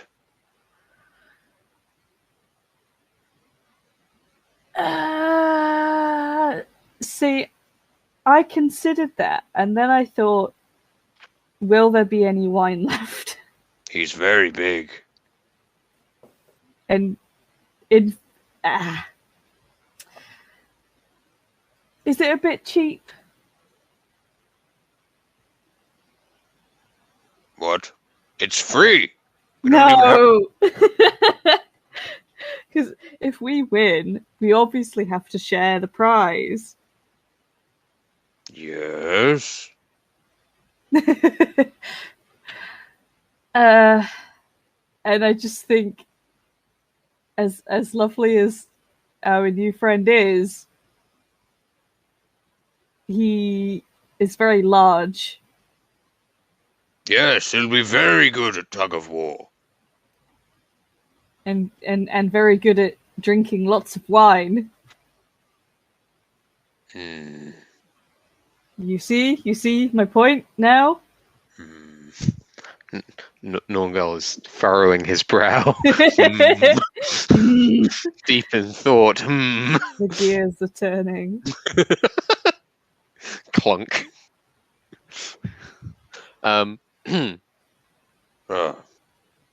Very well. What about Crusher? We can try Crusher. Is he far from here? I can't remember like how big the party area is. It's a big area, but Yeah. nowhere is far away from anything else. It's like a small village. Yeah. I'm assuming his He's got the little trailer hasn't moved. caravan. Yeah. Should we just dash over there? Pound Yeah, on we'll the see if we door? can find him. Yeah. We're playing Yeah, Tug of well, War you know where he reverse. is. Yeah. Okay, I saw him a door. couple hours Yeah. ago. Yeah. He comes to the door completely naked. Oh. What? Crusher, do you want to play Tug of War with us? And I sort of put my hand out so I can't see. Serious question. Yeah. No, I want to go to bed. Okay. There's wine. There's big wine prize. Oh, that sounds all right. Big wine prize. Wine, you say? When's this happening? Just sort of now-ish, I think. Yes, right now. Let's go. All right. He pulls on his breeches. Okay. Excellent. That's a relief. I lower my hands. From what? I'm just like- shielding my eyes from the pee-pee. The deadly PP radiation. I am a sweet child. Uh-huh. All right. So, what's this for? Like a bottle or what? Is it 17 somethings? Many pints. Many pints.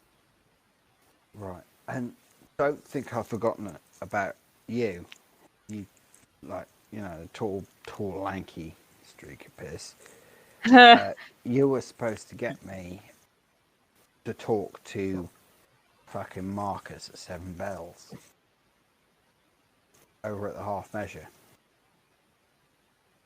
Oh, I thought you meant in the evening.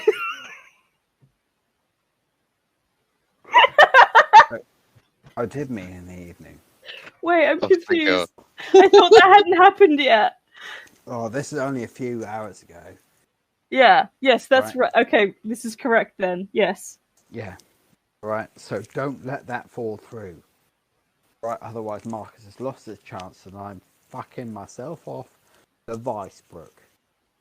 I go do the gambling and wrestling down there. Alright? Yeah, fine by me. Now, wine time. Wine time. Yeah, well, I don't really like mine. But my new wife does. Hey, congratulations! That was fast. Oh, we met before. We were right for each other, you know. Yeah, but you said wife. Did you have a ceremony? Nah. Happen tomorrow. Oh well, that's really beautiful. And I pat him on the arm. Ask him how his poetry's going.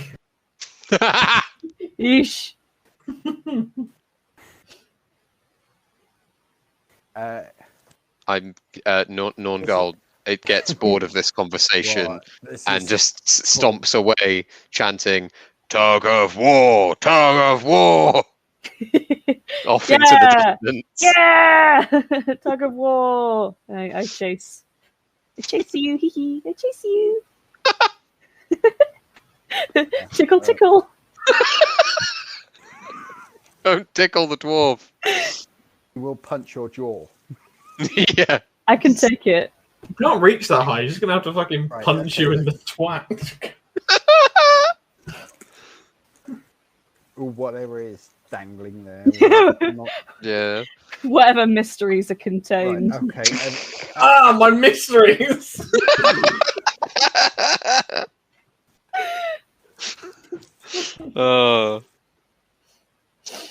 Definitely Okay, going to start calling it before the that. tug of war comes along, Ebenezer and Seraphina, you've just left Judge Richter's house. Okay. Okay, Where go will do. that's the question, isn't it? Mm. Right. So, that's good. Done one good turn. Potentially got a judge point. When was this meeting of yours? You said 7 bells? 9 bells. Ugh, we should probably get this half measure thing done. Yeah. Well, I'll get into my slobbing togs. Where's Nornghal and Stör? I don't know. They were still in the bar when I left. I came after you and then I went and did my own stuff, so God knows. No idea. Right. Having said this, since you're all walking through the Schaffenfest, can everybody make a perception, please? Working eyes? Oh boy, here we go. Oh! Yeah. Get But you. One. Seraphina sees everything. Yeah. Seraphina sees the true nature of the universe. That type greed. Okay, roly. I got. My god, this is all just tabletop miniatures! I'm too expensive! Pumpkin! No, I passed just The barely. gods are just playing games with us. This has been rebooted into a vastly inferior version with Space Marines as knights! Wow. Okay, Ebenezer? Not a fucking chance on a fucking 90. Alright, Nornghal? Depends. So I rolled 46. My base is 38. Yeah, this will be challenging because you're now in the middle of the tug of war competition. Okay. Definitely not then. Those Oh, of you so that I are probably haven't involved passed in then. the tug of war competition, please make me a challenging strength, adding any bonuses you might have for things like sturdy or strong back. I got no. Hold on, can I make a case for strong legs? Because if you're You're pulling not stuff, there. You're not in the. I know, but I I've got remember that strong Stör legs, has strong yeah. legs as well. No, Like, strong you don't That's want to the pull leaping. you don't want to pull your arms or back, but if you want to root yourself, you need strong legs. Yeah, I think strong legs is for yumping, isn't it? It is. Maybe Sorry, what were we rolling? average strength. Average strength. Okay, right. Um, And you said Average- that I can take strong back sorry, and sturdy for this one. Challenging strength, sorry. Yeah, and I think each of you have got at least one thing in sturdy or strong back, or both. Yeah. I rolled 95. Maybe you're loud. Good lord. Wait, can I spend a fortune? Yes, of course you can. I'm going to use the other set of dice. Right, so Oh, much better. 15, which would easily be a pass. I've got I'm not looking 35. for pass, I'm looking for success levels. Oh, what's the change for challenging or whatever you said? Sorry. Challenging is +0. okay. Oh, okay. Then 2 success levels. If it's Right. 20 under my skill. Nornghal? So my skill is 44. I Right. get +10 to strength tests with sturdy. And a +10 for a post-strength test for having a strong back. Yeah, well, it says +1 success level, so I don't know if that really is any different in terms of the rules. Effectively, it's the same. Okay, in that case then, so I rolled 55. So if it's a +0, +10, +10, then that's one success. Yeah, Right. cool. Crusher got 002. Bruh! We win! The power of matrimony courses through his veins. The power of wanting 16 pints of wine for free courses through his veins. For his wife, yeah. And such a powerful force, we all know it is. Yeah, so, but he's at the back as the strongest person. You two are like sort of just ahead of him. Mm-hmm. You drag the other team over the line, like really handy style. It's it's actually embarrassing for them. They just walk away. Wow. They walk away after being thrown across like the field. Yeah, they're dragged across. It's not like they've got 16 success levels down. They're not hurled onto their faces. But you are given a 16-pint hogshead of wine. Woo! Woo! Just like, Hell yeah. right.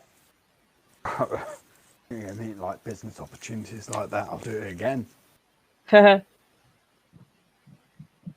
So, Right. how are we gonna?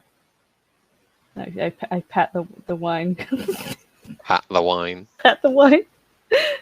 Well, I don't know. He produces a wine skin. It's just like, Oh, nice. Just fill that up, and then like you can have the rest. Ah, you are generous. This is a good day. Which he does, and he wanders away. You've always been a good friend, Crusher. Right, while this is Farewell. going on, Ebenezer and Seraphina, you both observe the finishing of this. They just won a tug of war, and they're chatting away with Crusher, discussing the distribution of the proceeds. I imagine Seraphina can just feel Ebenezer's icy gaze. Just looking down.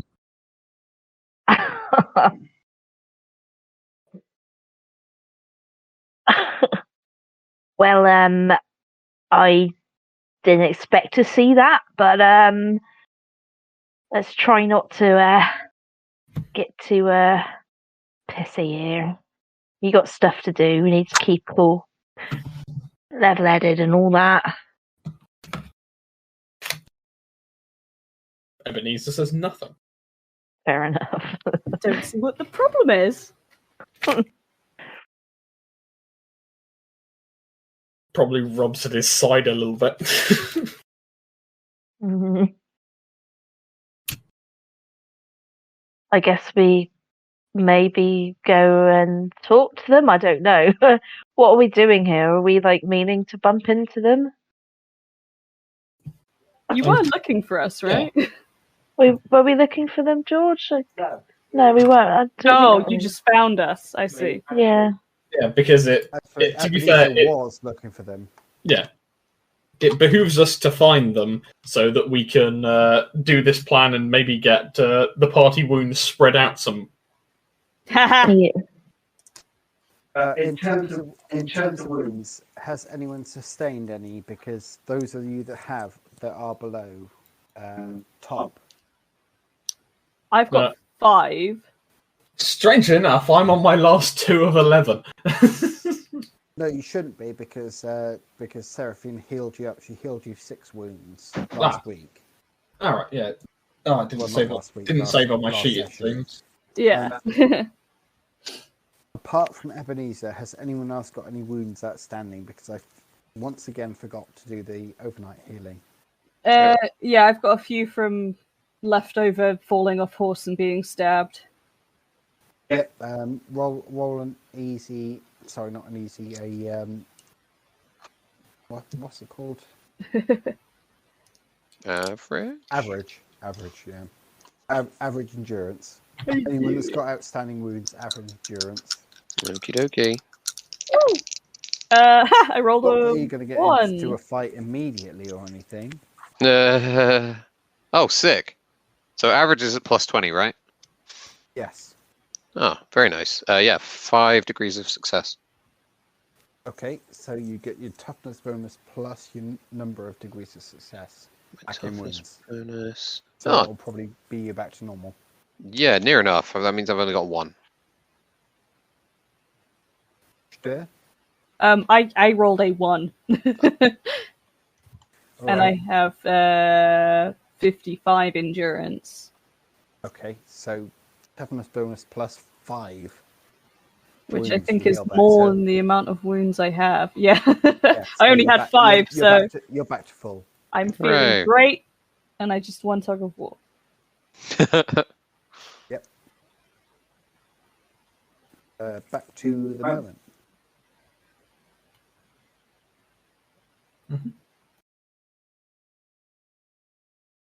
I believe there's a bit of an awkwardness. Mm-hmm. I mean, maybe for you guys. Yeah, who just that's a want choice war. that you've made. Yeah, we're having a great time. Should just try being, a bit more fun. Sharing out wine. Just be like less of a bad vibe. Look, mum and dad have to be serious because you kids fuck everything. No, you never give me a serious thing to do. You just go, oh, stupid little swamp child. Never does anything good. Go to your room. Go to your room. Yeah. I'll turn this barge around. Fucking will. Come on. Oh, And bang no one's your going reds to check together. first. Do it. My head's harder.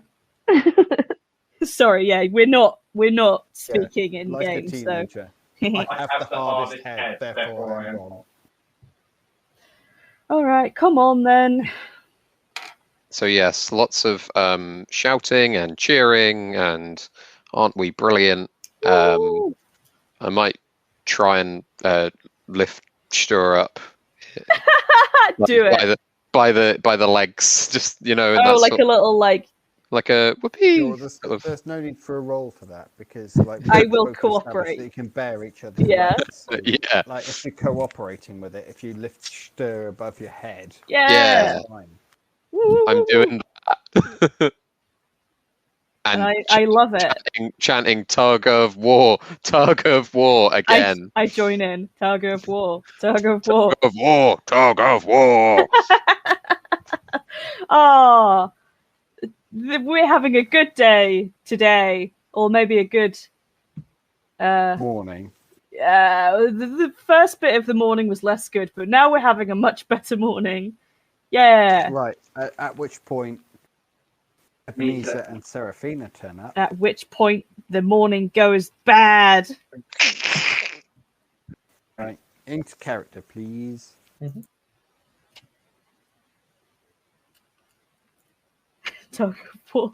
Tug of war. Tug of war. I think this is Seraphina's job. We haven't noticed you. Tug of war. Tug No, of we're war. very busy. Woo-hoo-hoo. I pick up the wine. Did you say what was it called? A hogshead? Pick it up. Yeah, Wave it around. It's a small barrel. Yeah. barrel, Just forgot the name of it. I'm holding it above my head. Woo. Are you holding it above your head while I'm holding you above my head? Oh wow, that's a sight. Excellent. Tug of war. What are you doing? What's going on? I never We seen nothing like it. won! Yeah, we're winners. Woo, want some wine? We just won all that wine. No. Yeah. Wow. Oh wow. Wow. Just stunned.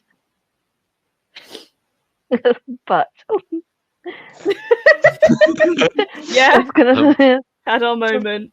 I guess I gently tap at Seraphina's foot with mine. well actually it's good that we've bumped into you you both.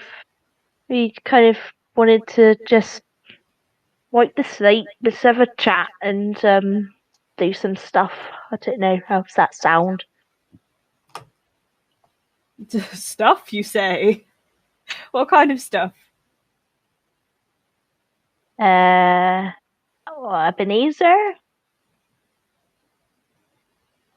He says nothing. Yeah, just glaring. Right, well, we've got to go and sort out this little problem we got at the half measure. So that's on our radar today, and we got to go and. Well, we've had some problems at the half measure too. Oh, what do you mean? Yeah, I think just Ebenezer begins to growl. Terribly rude people. Oh, the big guy is nice though. He's all right. Big guy. Isn't that right? Slim, and I elbow Nornghal and I laugh. Ha ha ha ha. Wait, he said slim. Is he an ogre?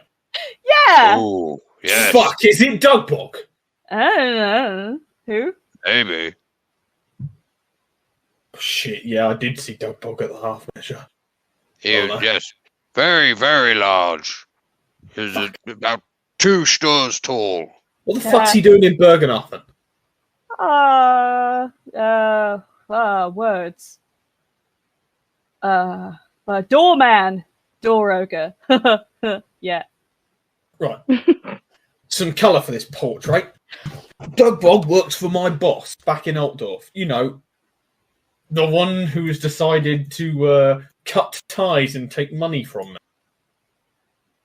No, Oh. Dugbog works at the half measure. He's the door thing. Yeah, they pay him in soup and Yeah. ale. Yes. I'm pretty sure it's the same Dugbog because I've seen him in my eyes as well. Soup So, and ale what- and money, What, so the he can buy more soup. what in Sigmar's name is he doing here? I told you.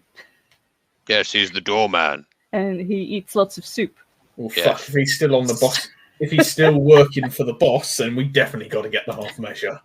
So much soup, in fact, that the barman got angry and closed the bar because there was no soup left. Maybe we need to just distract him with food so he leaves whilst we do our business. I mean, we could just fucking kill him. No, don't kill him. I mean, It like, might be useful. I don't know. I mean, you're an apothecary. Just give him something that makes him not wake up ever. Slip in don't think- some- Oh, he hasn't done anything.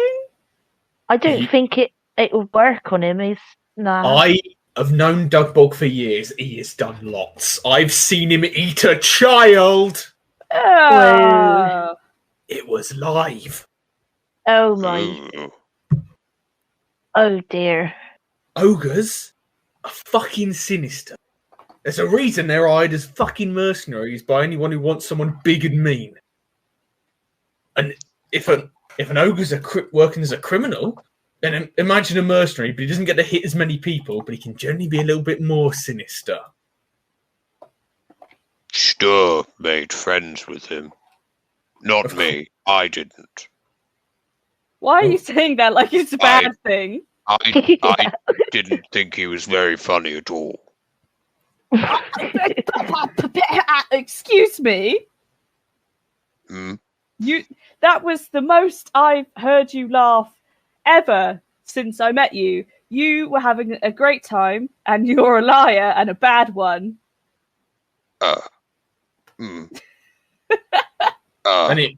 Anyway, we got work to do. Hello, my friends. Do we not have work to do? Ah, perfect. Just the Bretonian we were looking for. Oh, I am always the Bretonian you're looking for.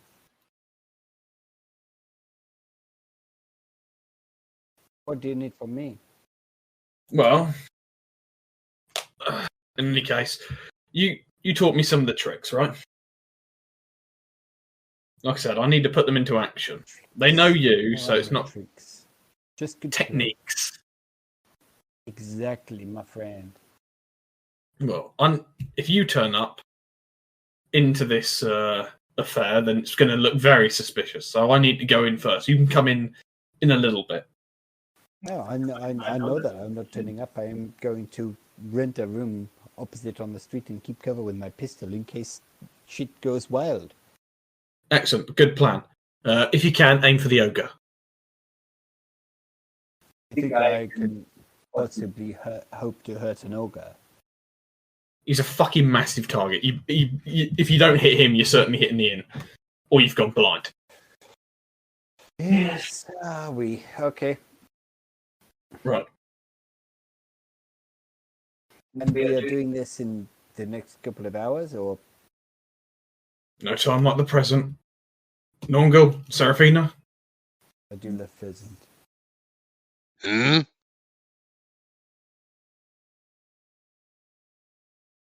I will take a position. Right. Anyway, let's get going. Good. I think Ebenezer strides up to the door of the half measure. Yep. Is it locked? Because you said it was. It's not. You said it was shut earlier. Oh no, yeah. Well, Yep. there are a large number of halflings in there. Most of them are shouting and screaming about the fact that they were kicked out earlier today. I open the door a little bit and then kick it open loudly. Okay, everyone turns to look. Dugbog raises a fist. At ease, Dugbog. I give him a What's nod. that, Ab? There you are again, mate. It's good to see you again, buddy. How you doing? No, sorry, George.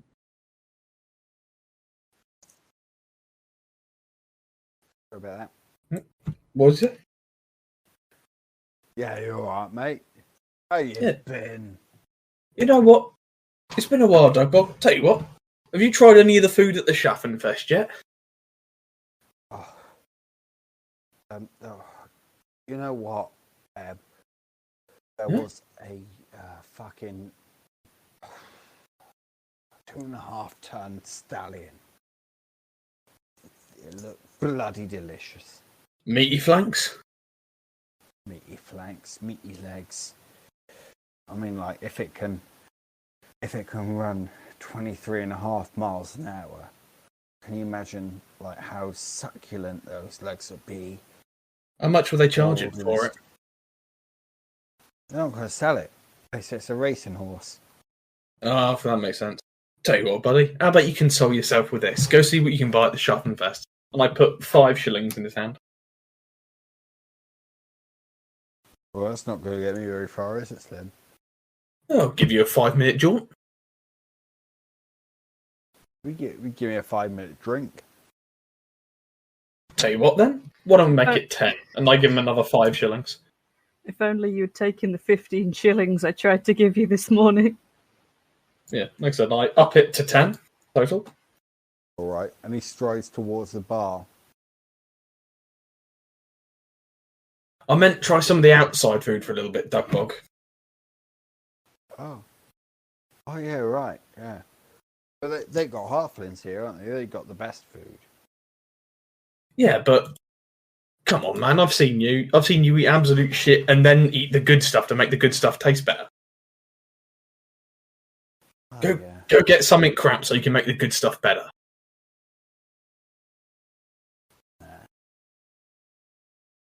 Well, I'll tell you what. He looks at all these like tiny pennies in his hand. Mm-hmm. And he closes his hand on them.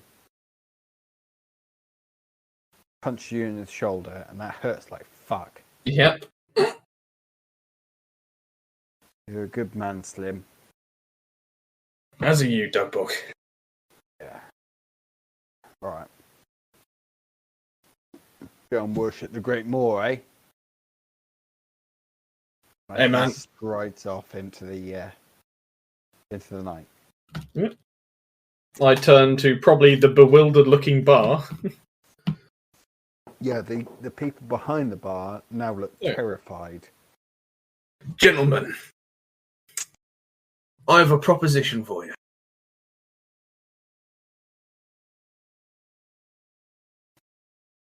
What do you want? Well, I'm aware that the people here at the Half Measure are folks of guile, folks of cunning. I cross my fingers. That's not going to impress them very much because halflings aren't religious. That's fine, but it's just getting the point across, mainly. And I've heard that you have been having a little bit of dire straits, and it must be dire if you've got a Dugbog. How would you like to make your fortune?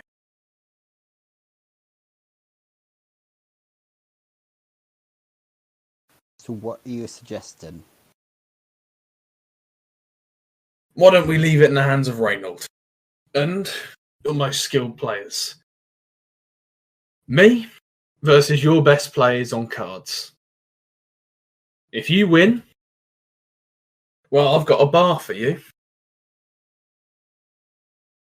Are you familiar with Franz and his boys? How would you like to take his bar off him if you win? Run him right out of Bergenhafen and corner this town like you need.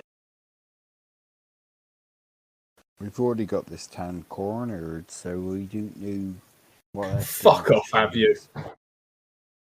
You what? If Franz is running around, getting up to sinister business, how have you got this place cornered? I'm giving you a guaranteed monopoly. MOLONOPI. Monopoly. Alright, so you learned how to spell in the last couple of weeks, did you?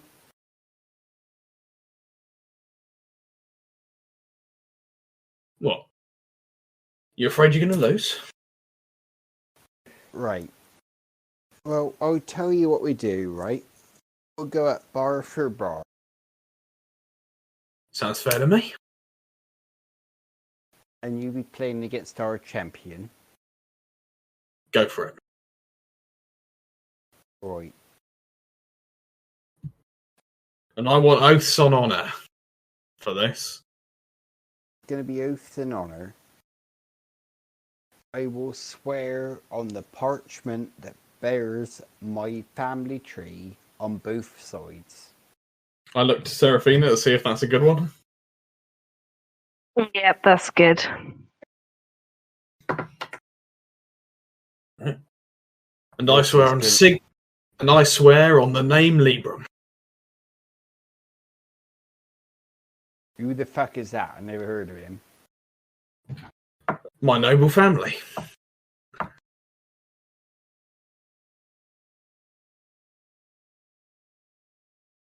I see. And do you have patents and ability that you can put up upon that?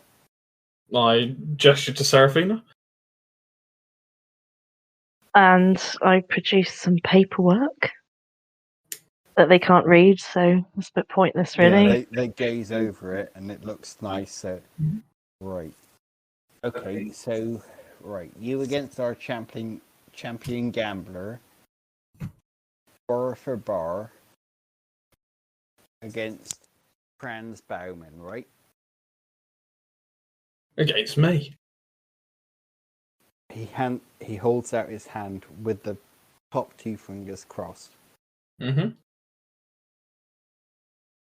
I give it in reply.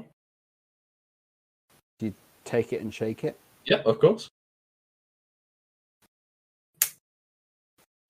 Right, and in comes our champion gambler as a tall, handsome Bretonian walks from the back room. Oh, fuck. No! Fuck's sake. Who could possibly have seen this coming? I had a feeling.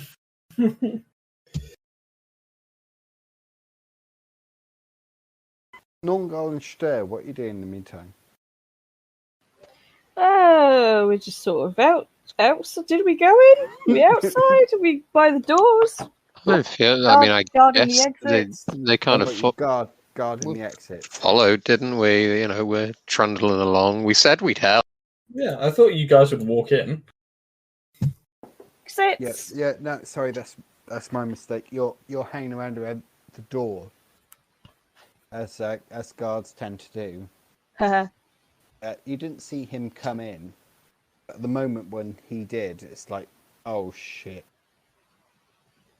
I think maybe another way out, just in case. You cut out there.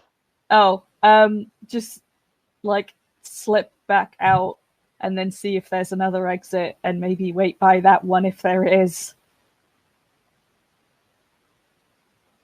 Well, from the alleyway from the back in the alleyway, that's the only other exit really from the floor level, unless you want to jump out the window. I mean, he's been known to do that before. It wouldn't be the first time he's jumped out of a window. So he's probably come in from fucking underground then, hasn't he? We didn't see where he went after we parted ways, so he's probably come from fucking underground, or just got here before us? Question mark? I mean, he did say he was going to go to the building, like, on the other side of the road, so he probably just went in there, went out the back, and went round. Waited ear to the door for his his entrance. Hello. Wait for his theme music to start playing. Alpha Romeo.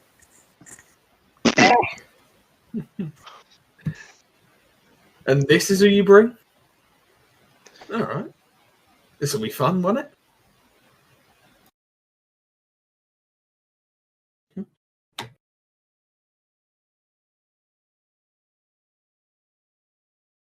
Yep, alright. 3 hands, best of.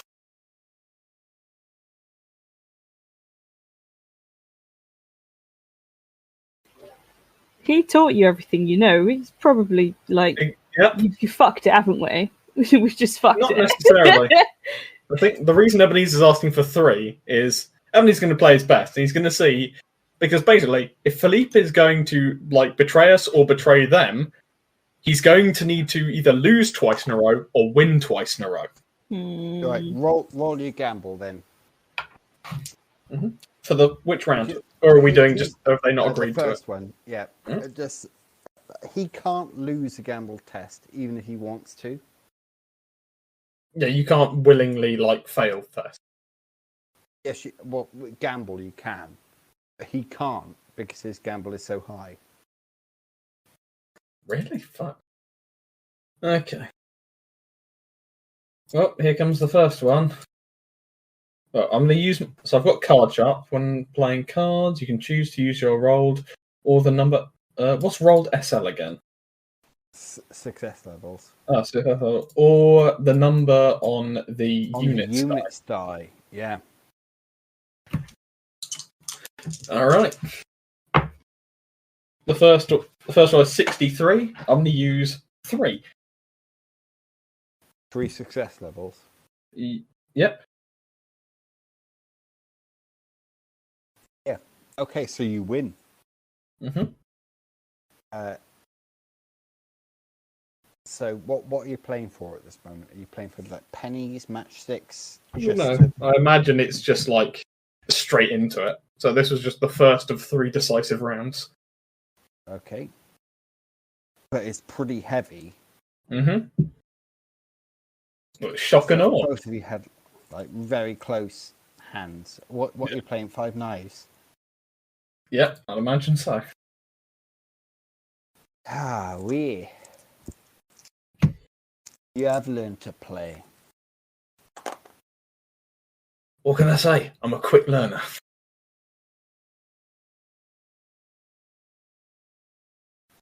I remember you being better at the coaching in.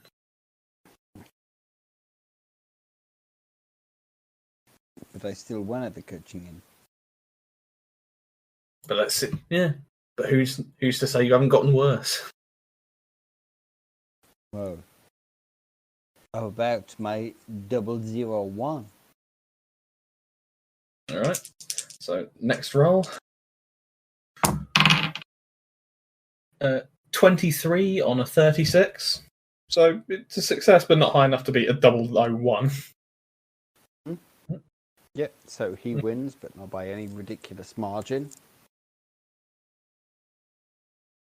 He still like pretend to be hungover and half a bar. And you're playing for Franz Baumann. Yep, your half measure versus Franz's stake. He puts his hand across the bar to shake hands on the deal. I shake his hand. His top 2 fingers are crossed as you do it. I return it. What are you doing? All right. Well, this is the important roll. Let's just give it a go. We play to win.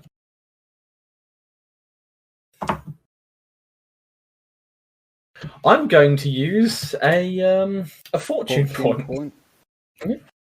Question: can you choose to use a fate or a fortune point, or can you use both? No. Fortune points, once they run out, they run out. Fate points are for surviving. Right, okay. I thought it was just fortune points like less serious, but fate point is the like you only get.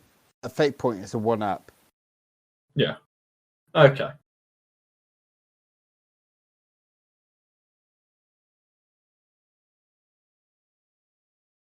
Okay, well, fortune point, here we go. Come on. Oh! 003. Right. Oh, Okay, yeah. He puts them down. 2 trolls to your hand of Cain. You're my better. You are better than me. You're a very good teacher. Excuse me. Mm-hmm. I'd like to be a bit quieter about them. Well, You have bettered me. Oh, Philippe Descartes, how have I ever managed to be such a bad player? Wink, wink, wink. Mm-hmm. Ah, by the lady. I am so ashamed. I might as well just go back to Bredonia right now. Goodbye, my good friend, Ebenezer Liebrum. Mm-hmm. You have had nothing to do with my gambling racket. I will see you in a few years, I hope. Very sorry. As soon as I opened my mouth to speak, the cat screamed at me. don't have. I have no money now, and as you know, as a gambler, no money means no influence. So, goodbye. I will see you all very, very soon. Goodbye, worthy opponent. And he walks out. Mm-hmm. I turn to the half and wait for the crossbow bolt. Yeah, they look disgusted. Most of them are whirling slings around their heads. Okay. Danger time is here now. So, I take you took an oath. You lost the wager in a fair competition. No, we didn't take no oath. A human take an oath for us. A champion stands for your honour. He still played for the same wages. You swore on both sides of your family. Is your blood piss? Own up to it. Or do you have no honour at all? I'm going to say, Seraphina, please make a charm at this point, because they will know who you are, and they won't want their family on to be defiled in that way.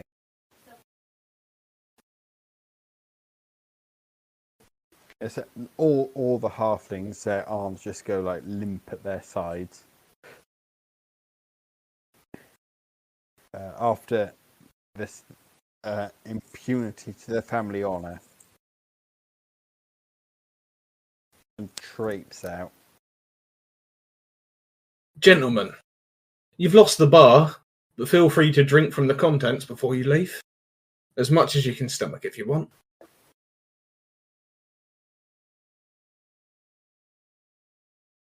They look at you. Alright.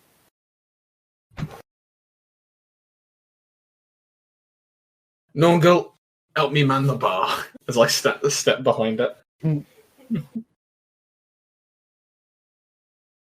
Right, so you work as bartenders for a while. Yep. As I serve the sad halflings. Have you got any idea how to do that? I imagine Ebenezer's spent a lot of time sat sober in them, so he's probably got an idea. How hard can it be? You do have things to do. Yeah, like I said, we only do it for like a little bit. Then we probably have to go. That this bar is half the size as would be convenient for you. Yeah, that's why I asked for Nornghal to help me. Bar. I'm large. I am a large small person. You are a large dwarf. Yeah. I'm a thick boy. Eesh. Question. Because Philippe was trying to swindle us, he doesn't get any cut of this bar, so who now owns it? Because You're going to have to discuss that with Franz, because he also managed to swindle the half measure because get himself in as their champion. Yeah. Because I know that I had a 20% cut in it with Philippe, but I guess I'd have to talk to Franz. Anyway, yeah, sorry, just thinking. Okay. I imagine we serve the halflings for a little bit and then go to see Franz. Yeah. All right, you go over to what? It's basically across the road. You go over and see Franz. Mm-hmm. He's drunk out of his mind. Oh, Ebenezer. Franz? You cannon old geezer. You made them all think you were misunderstood. Yeah.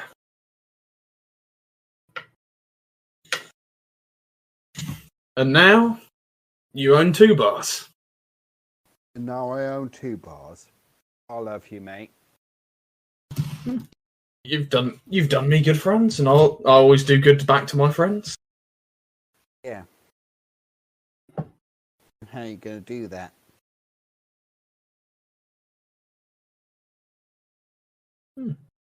How'd you like? I might be pissed, but I ain't stupid. What do you mean? Cash.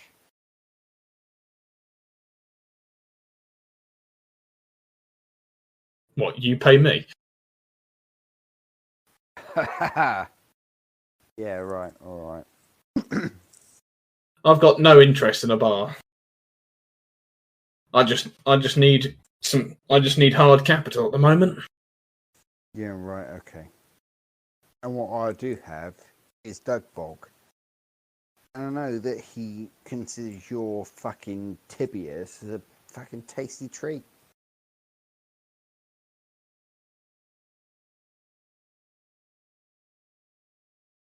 Is it treachery then? Nah. Puts up his fingers. There's no honor between seeds. No honor between thieves. You know where I'm coming from. I know where you're coming from. Thing is, this buy turned no profit. So I can't really give you a cut. Tell you what, I'll buy you out, yeah? Yeah. Sounds good to me. 5 crowns of the half measure in perpetuity, yeah? 5 crowns. That takes the piss. Alright. How much have you had to drink, Franz?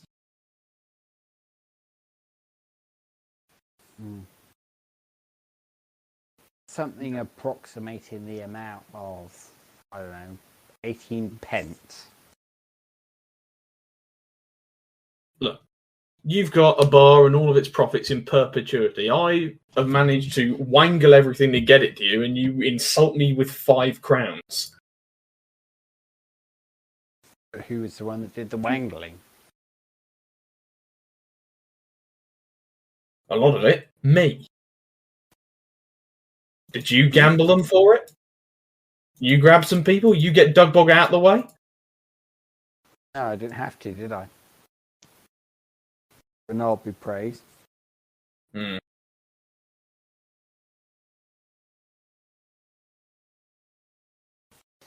All right. All I'm I'll tell you what. All I'm asking is Half paid. and half and half. Right? Actually, not even half and half, right? I'll give you a 50-50 share in my bar, and I'll give you a 60-40 stake in the other bar. Franz, I don't want a stake. I just want a payout. You can keep the bars and every single penny of profit. I don't fucking want them. And why'd you ask me to get them for you? Because I didn't want another fucking racket in the town. I thought you would. I thought you knew. Yeah, I thought the you racket. were in on this shit. Yeah, I did. The racket's gone. You now have 2 things to make you bonus. You've got 2 things to make you money. Pay what I'm doing. I'll Yeah, fuck all off and right, leave so you what to do you- it. You can be the kingpin of Bergenhofen. Well, I didn't ask you for any money, did I? So anything that I give you is a gift. I don't know where the fuck you get off negotiating.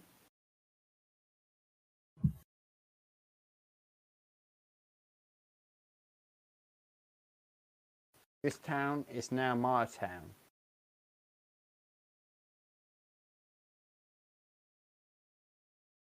Right, And I'm not and no generous reward is to be given by the new kingpin. Nothing for the questing knight who's brought you a kingdom. What do you think this is? Dungeons and Dragons? Dungeons and what now? Well, I don't know.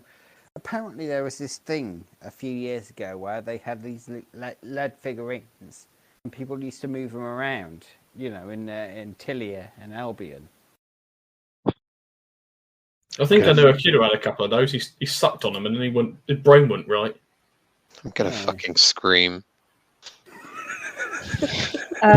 So tired. Fuck's sake. All right, lad. Look, you did your work. Nornghal. Anything for it. I'm not going to sell. Nornghal sidles up next to Ebenezer. Well, they having a huge argument. Wielding his crowbar as he is wont to do.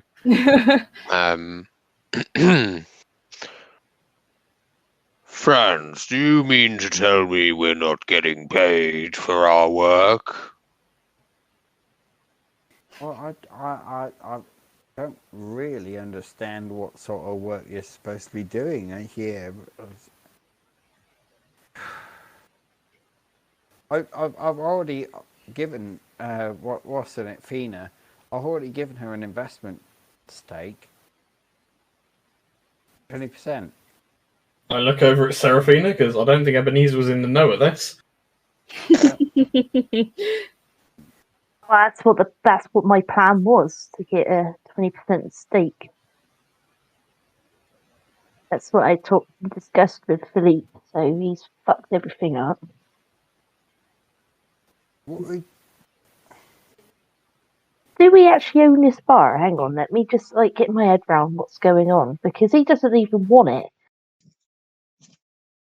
Philippe doesn't want it. Franz doesn't want it. He just wanted the halflings. France wants his stake in it. Yeah. Well, we never discussed the stake with him, did we? No, but Philippe has sold his stake to France.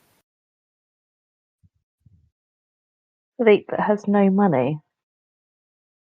Philippe has plenty of money. Yeah, Philippe's a lying piece of shit. Exactly.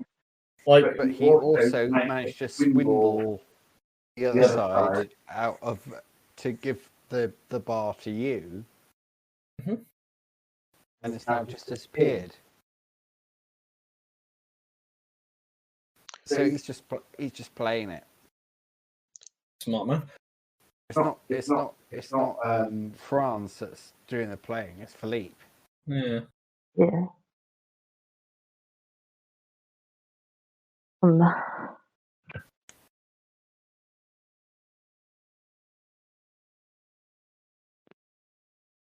My brain is dying, guys. What's it going to do with this pub then? I can't tell if we've been double or triple or quadruple crossed.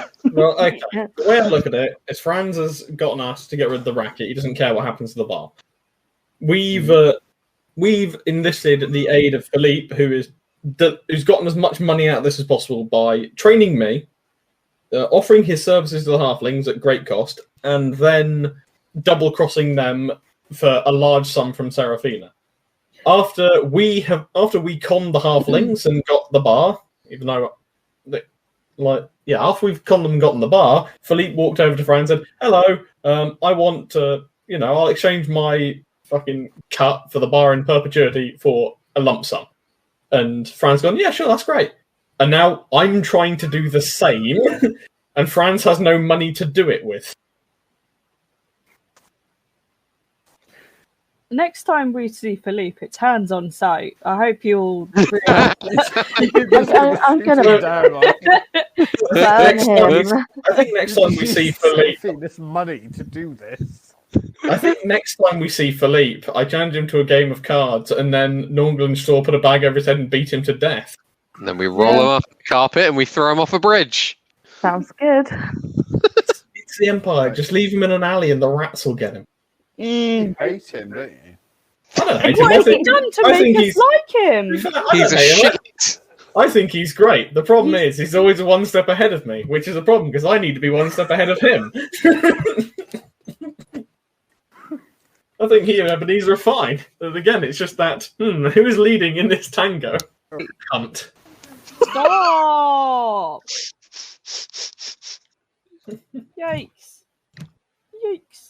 I like him. Okay, so what is the plan from here? Well, we have a bar now. We're going to recruit Dogbog. We're not recruiting Dogbog. If we recruit Dogbog, you get fed to him first. Mm. Do we have to do it in order of bite size? I live the longest. I can give him my legs. Update your character sheet to say that you're 3'6". Have to drop the strong legs trait. Yeah. Oh, they look tasty then. Okay. Well, let's go over like what we know. Franz has no money. He has 2 bars. Philippe has all the money, and he's gone. Philippe again, is no longer a part of these equations because he is gone. until he comes back in Yep. 3 weeks' time. Because Yeah, Yeah, but he we're does that. not gonna But he's be not around, a part are of we? this. He's not a part of this mathematics. Like I said, Franz has No, no not money. right now, but He he's has almost 2 definitely bars. going to cause problems. Franz is in charge of most of the rackets in the city now. What do we ask for him to get the most out of it? Ebenezer wanted immediate capital just because it's like we can't fucking just sit in Bergenhafen forever. But that's not an option. I Could mean, Could we sell the bar? Well, Yeah. I'm thinking like what else does he have? What assets besides just Franz? We could take his 2 faceless factotums. We could take his fucking silverware. I don't know. who's? Franz. Oh. Just beat him up. I don't know why I'm suddenly in the mood for violence, but I am. Just push Ebenezer over again. I'm in the mood Fucking for violence. He's like a Break reverse. the rips on his other side. He's like a reverse Weeble. Eventually, he will not get up. no. Like maybe stitch something up at the Schaffenfest, win a bar, and only 5 crowns, and get loads of people to enter it, so we get a shit ton of money. And And- like and trying we- to raffle the half measure off. Yeah, but then we could make loads of money. We can hold a tug of war. Yes, but we have to lose it because no, we want the money. We want to keep the money. No, but we want to lose the bar. I mean, how Yeah, does so the bar we wanna lose benefit it. us, so... I have a question. How do Mhm. property auctions work? Oh, simple. You get a big rope, and then you say 5 crowns per person. Like, Property auctions are normally a noble or rich merchant affair. If only one of us knew some nobles or rich merchants. Hmm. Don't worry, guys. I'll go buy a big hat. okay, Bigger so I one think than Ebenezer. Yeah. That's my new thing. okay, so I think we're gonna have to ask Franz if, like, because he doesn't want the bar. We could just ask him if he's okay with auctioning it off to a noble, like getting it in a different business, because they don't always take. They don't have to have the fancy shops. They get like cuts from smaller, like more shitty shops. I imagine sometimes. Mm-hmm. So what do you do? Okay, Franz, I have an idea. Yeah. You don't want the bar. Right. We don't want the bar. Right. We want money out of it. You've got the racket. How about we auction it off?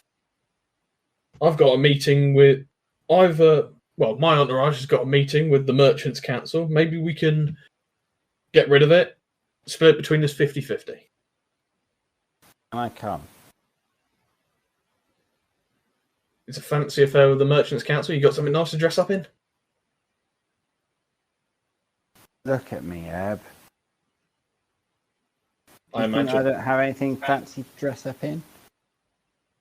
I thought you might. Excellent. I'm not against it. Seraphina, it's your horse. Why does he want to come if he doesn't want the bar? Because he wants to make sure he gets a good deal. Yeah, that's fair enough. Makes sense for him to come. Punch him dead. Look, Franz is a sneaky, conniving fucking thug and a half. But so far, he hasn't murdered us or actively maligned us He's too badly. threatened to. Yeah, but we At threaten least twice. we threaten violence to Only people all the fucking implicitly. time. We threaten people all the time. He's bad. I've had enough of these horrible men. Hey, you're one of us. Oh, I'm not bad. I'm a good God-fearing man, he says, raising the crossed fingers. See, how could a religious man be bad? He's very Ah. fucking religious. Look, I imagine once we Everyone get says this. I'm the naive one. Look, I imagine once we get all this sorted, like we probably don't have to do any more business on this side unless we want to.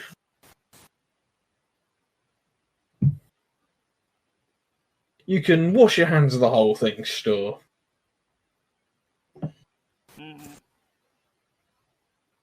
Oh, you two are getting on again, are you? Yes, getting on. Ebenezer Well- rubbed his side. Well, I I wish you blush would. and because- turn away.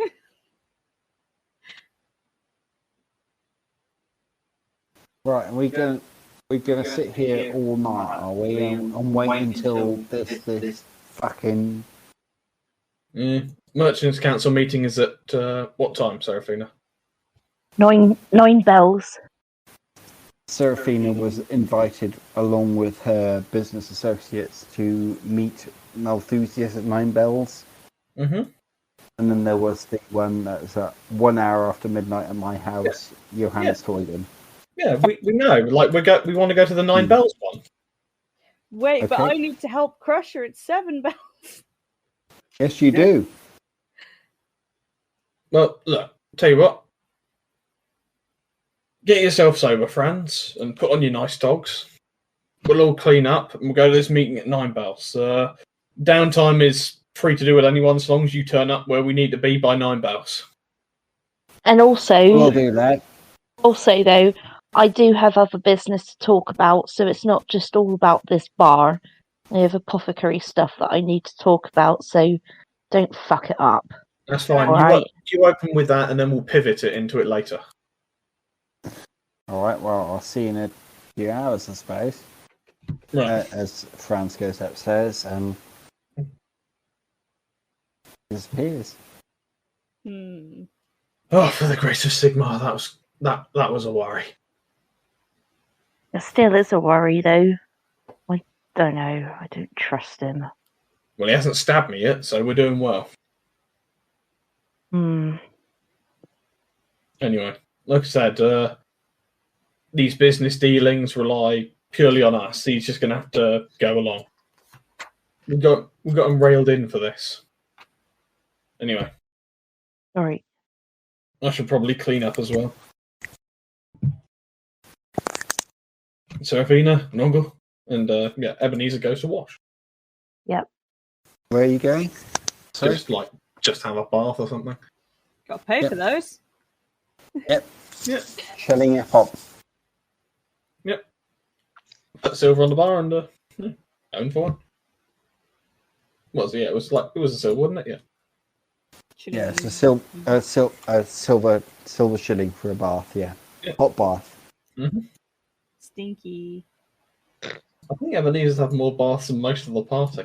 Yeah, mean- that's true. He's probably had more baths than the rest of the party put together. Yeah, because he's pretending to be a noble. Oh, so it turns out being clean feels nice. Whoa. Sounds hella sus. All right. The rest of you waiting in the evening. It's not as Ebenezer takes his second bath of the day. Yeah. What? Excessive. So meetings at 9 bells. We've got. I guess we're going to be sorting Crusher out at 7. What Yeah. time is it now? It can be any time that you want, really, because this has happened at probably 2-3 o'clock in the afternoon. I was thinking maybe we could end the session before we get to the meeting. Because I have work. Can we? With work Yeah. early. Yeah. Yeah, I got work tomorrow as well. It will Right. be quite lengthy, I think. Yeah, I Do we think finish the Crusher situation Sure. and then Yeah. call it a day? sounds good to me. Okay, so Nornghal and Stör, you rock up at the journey's end. And Marcus is there, and Crusher is there as well. It's time to. They're sitting opposite each other from a table with beers in front of them and not talking. Ah, good.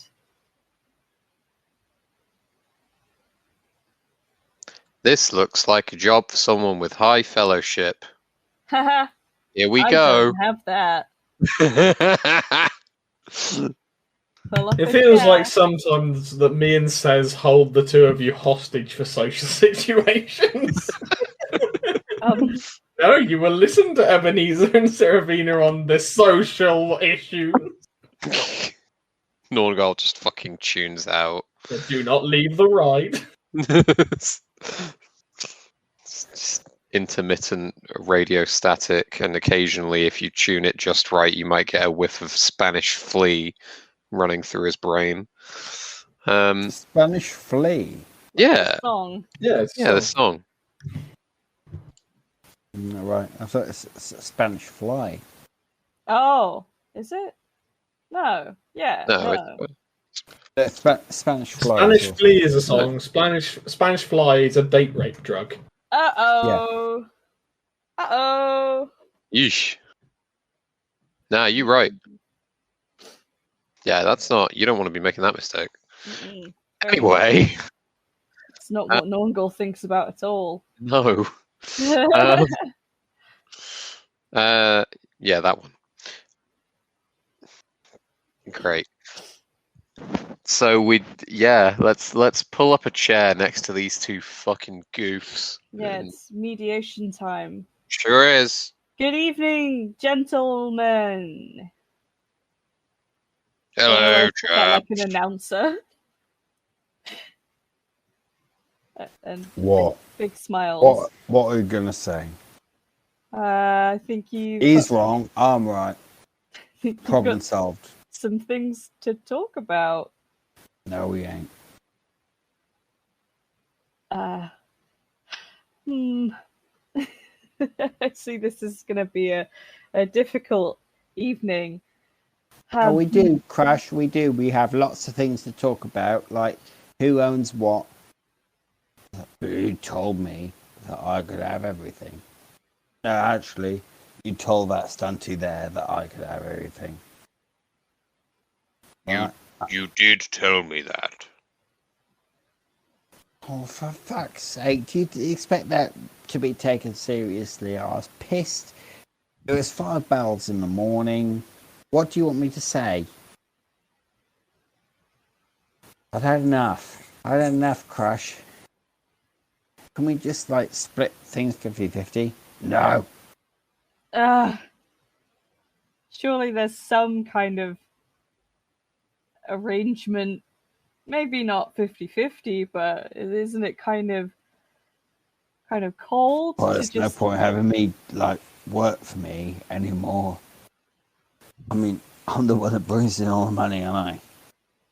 Yeah, so what's he going to do without you, poor guy? He's got nothing left. Oh, I don't know. Maybe get a job making shoes or some shit. I don't give a fuck. It's like, and Mark is here. Oh, come on, Crash. I'm the one that brings in all the custom. You can't be up there like, I'm Crusher Brow going, come and fight me. That's no good. I gotta be up there and, hello everybody, come and fight Crusher. You not as good as him. You can tell that he's drunk as well. Oh, good. They look a complete mess. The pair of them. Crusher looks like a complete mess because he hasn't slept for days because I Marcus don't know keeps why on knocking on his door. Surely all the time you've spent together must count for something. There is an immediate and mutual no. Oh no. Fucking hate him. Like knocking on my door all day long, saying like, "Oh, all right, Crush, it's time for you to lift up some sandbags." And it's It's like, Marcus, why are we making you any fucking money? Why aren't you bringing the money in? Okay, but look at it this way. If we can amicably split things now, then Marcus isn't going to need to knock on your door anymore, and you can finally get a good night's sleep. Yeah, so what am I supposed to do? Saw the caravan in half? And just pay him off. Just so he's got something to live off of while he finds his next thing. Well, I don't have any fucking money. What happened to all of the money? I thought there was more than just the caravan. You had a business. Yeah, I do have a business. I've got my business.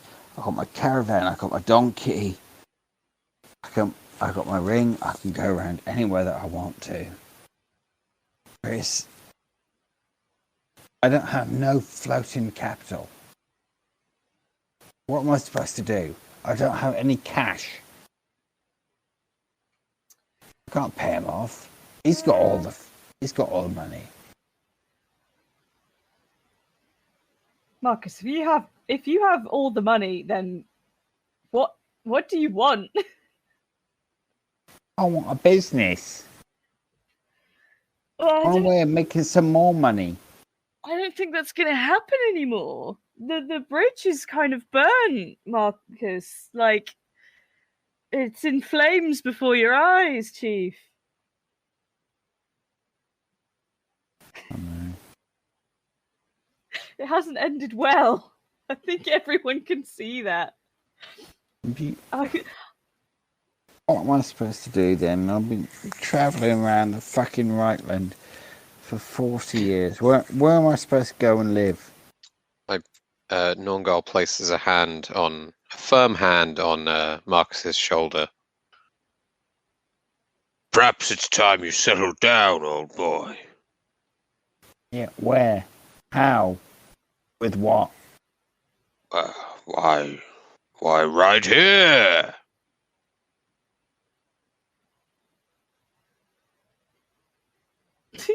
Yes. Well, it looks like I might have to. Opportunities abound, I think. Yeah, alright, fine. Thank you for reconciling me to my life as a tramp. I mean, No. They couldn't have picked a better time and a place, really. There's loads of people that are coming through with businesses and things. I bet a resourceful guy like you could easily find a new business partner. I smile. He doesn't. Marcus, have you ever thought about running an inn? I thought that, but I didn't think anybody else would like that. Yeah, I had a feeling it was coming. I mean, Crusher's got a barmaid wife.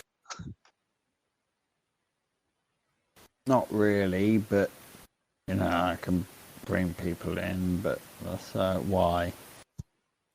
Well, we've heard of something coming on the market, haven't we, Stör? Yes. Yes. Going on the market very soon. Yes. We've heard. Tonight, perhaps. Yes, I think. What the hell is wrong with you? Are you insane or something? Why are you talking like that? Okay, he backs away at this point. Such a joker. He's funny, isn't he, Crusher? He looks around. Oh dear.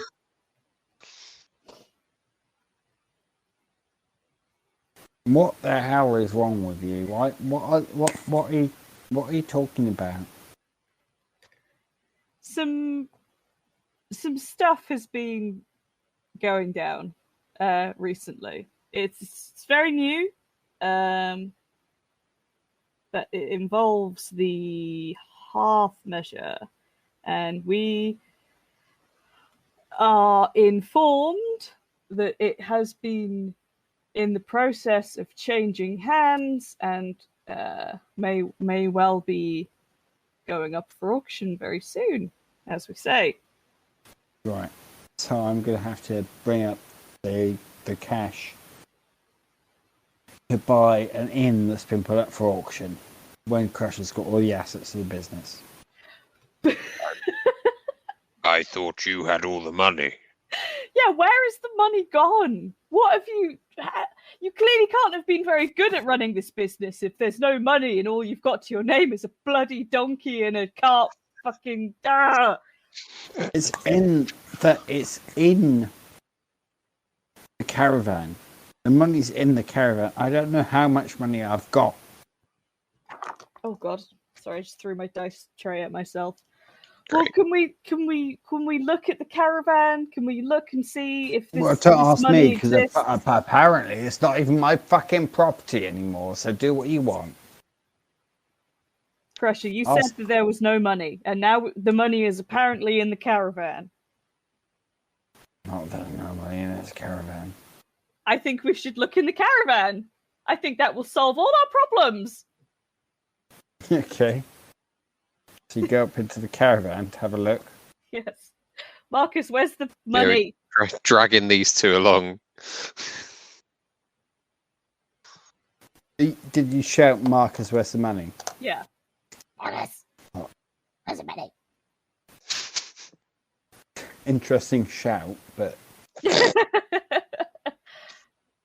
All right. The frequency travels down Riverwell.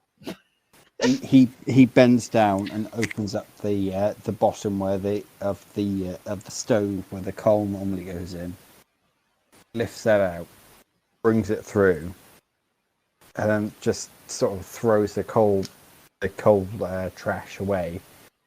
Reaches down again, and he brings up a small iron box. Clicks it open. Right, happy with that? And there are at least 100 crowns in there. Ooh! Hey, sheesh. Do we even... Claps it shut. This Do is we my even money. need to This is my auction this? money. This belongs to me. You didn't even know that this was here until I said anything, did you? Right? So it's mine.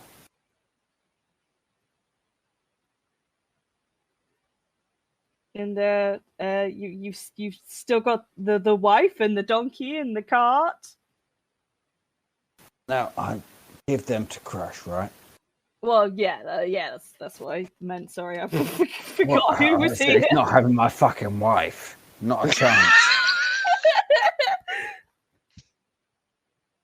Oh. But this is my money, okay? I'll tell you what, I'll even give him a quarter of it. This is a goodwill gesture. Right, Crusher's like there with his hand out. Yeah, alright, that sounds good. Yeah, come on then. 1/4 of it.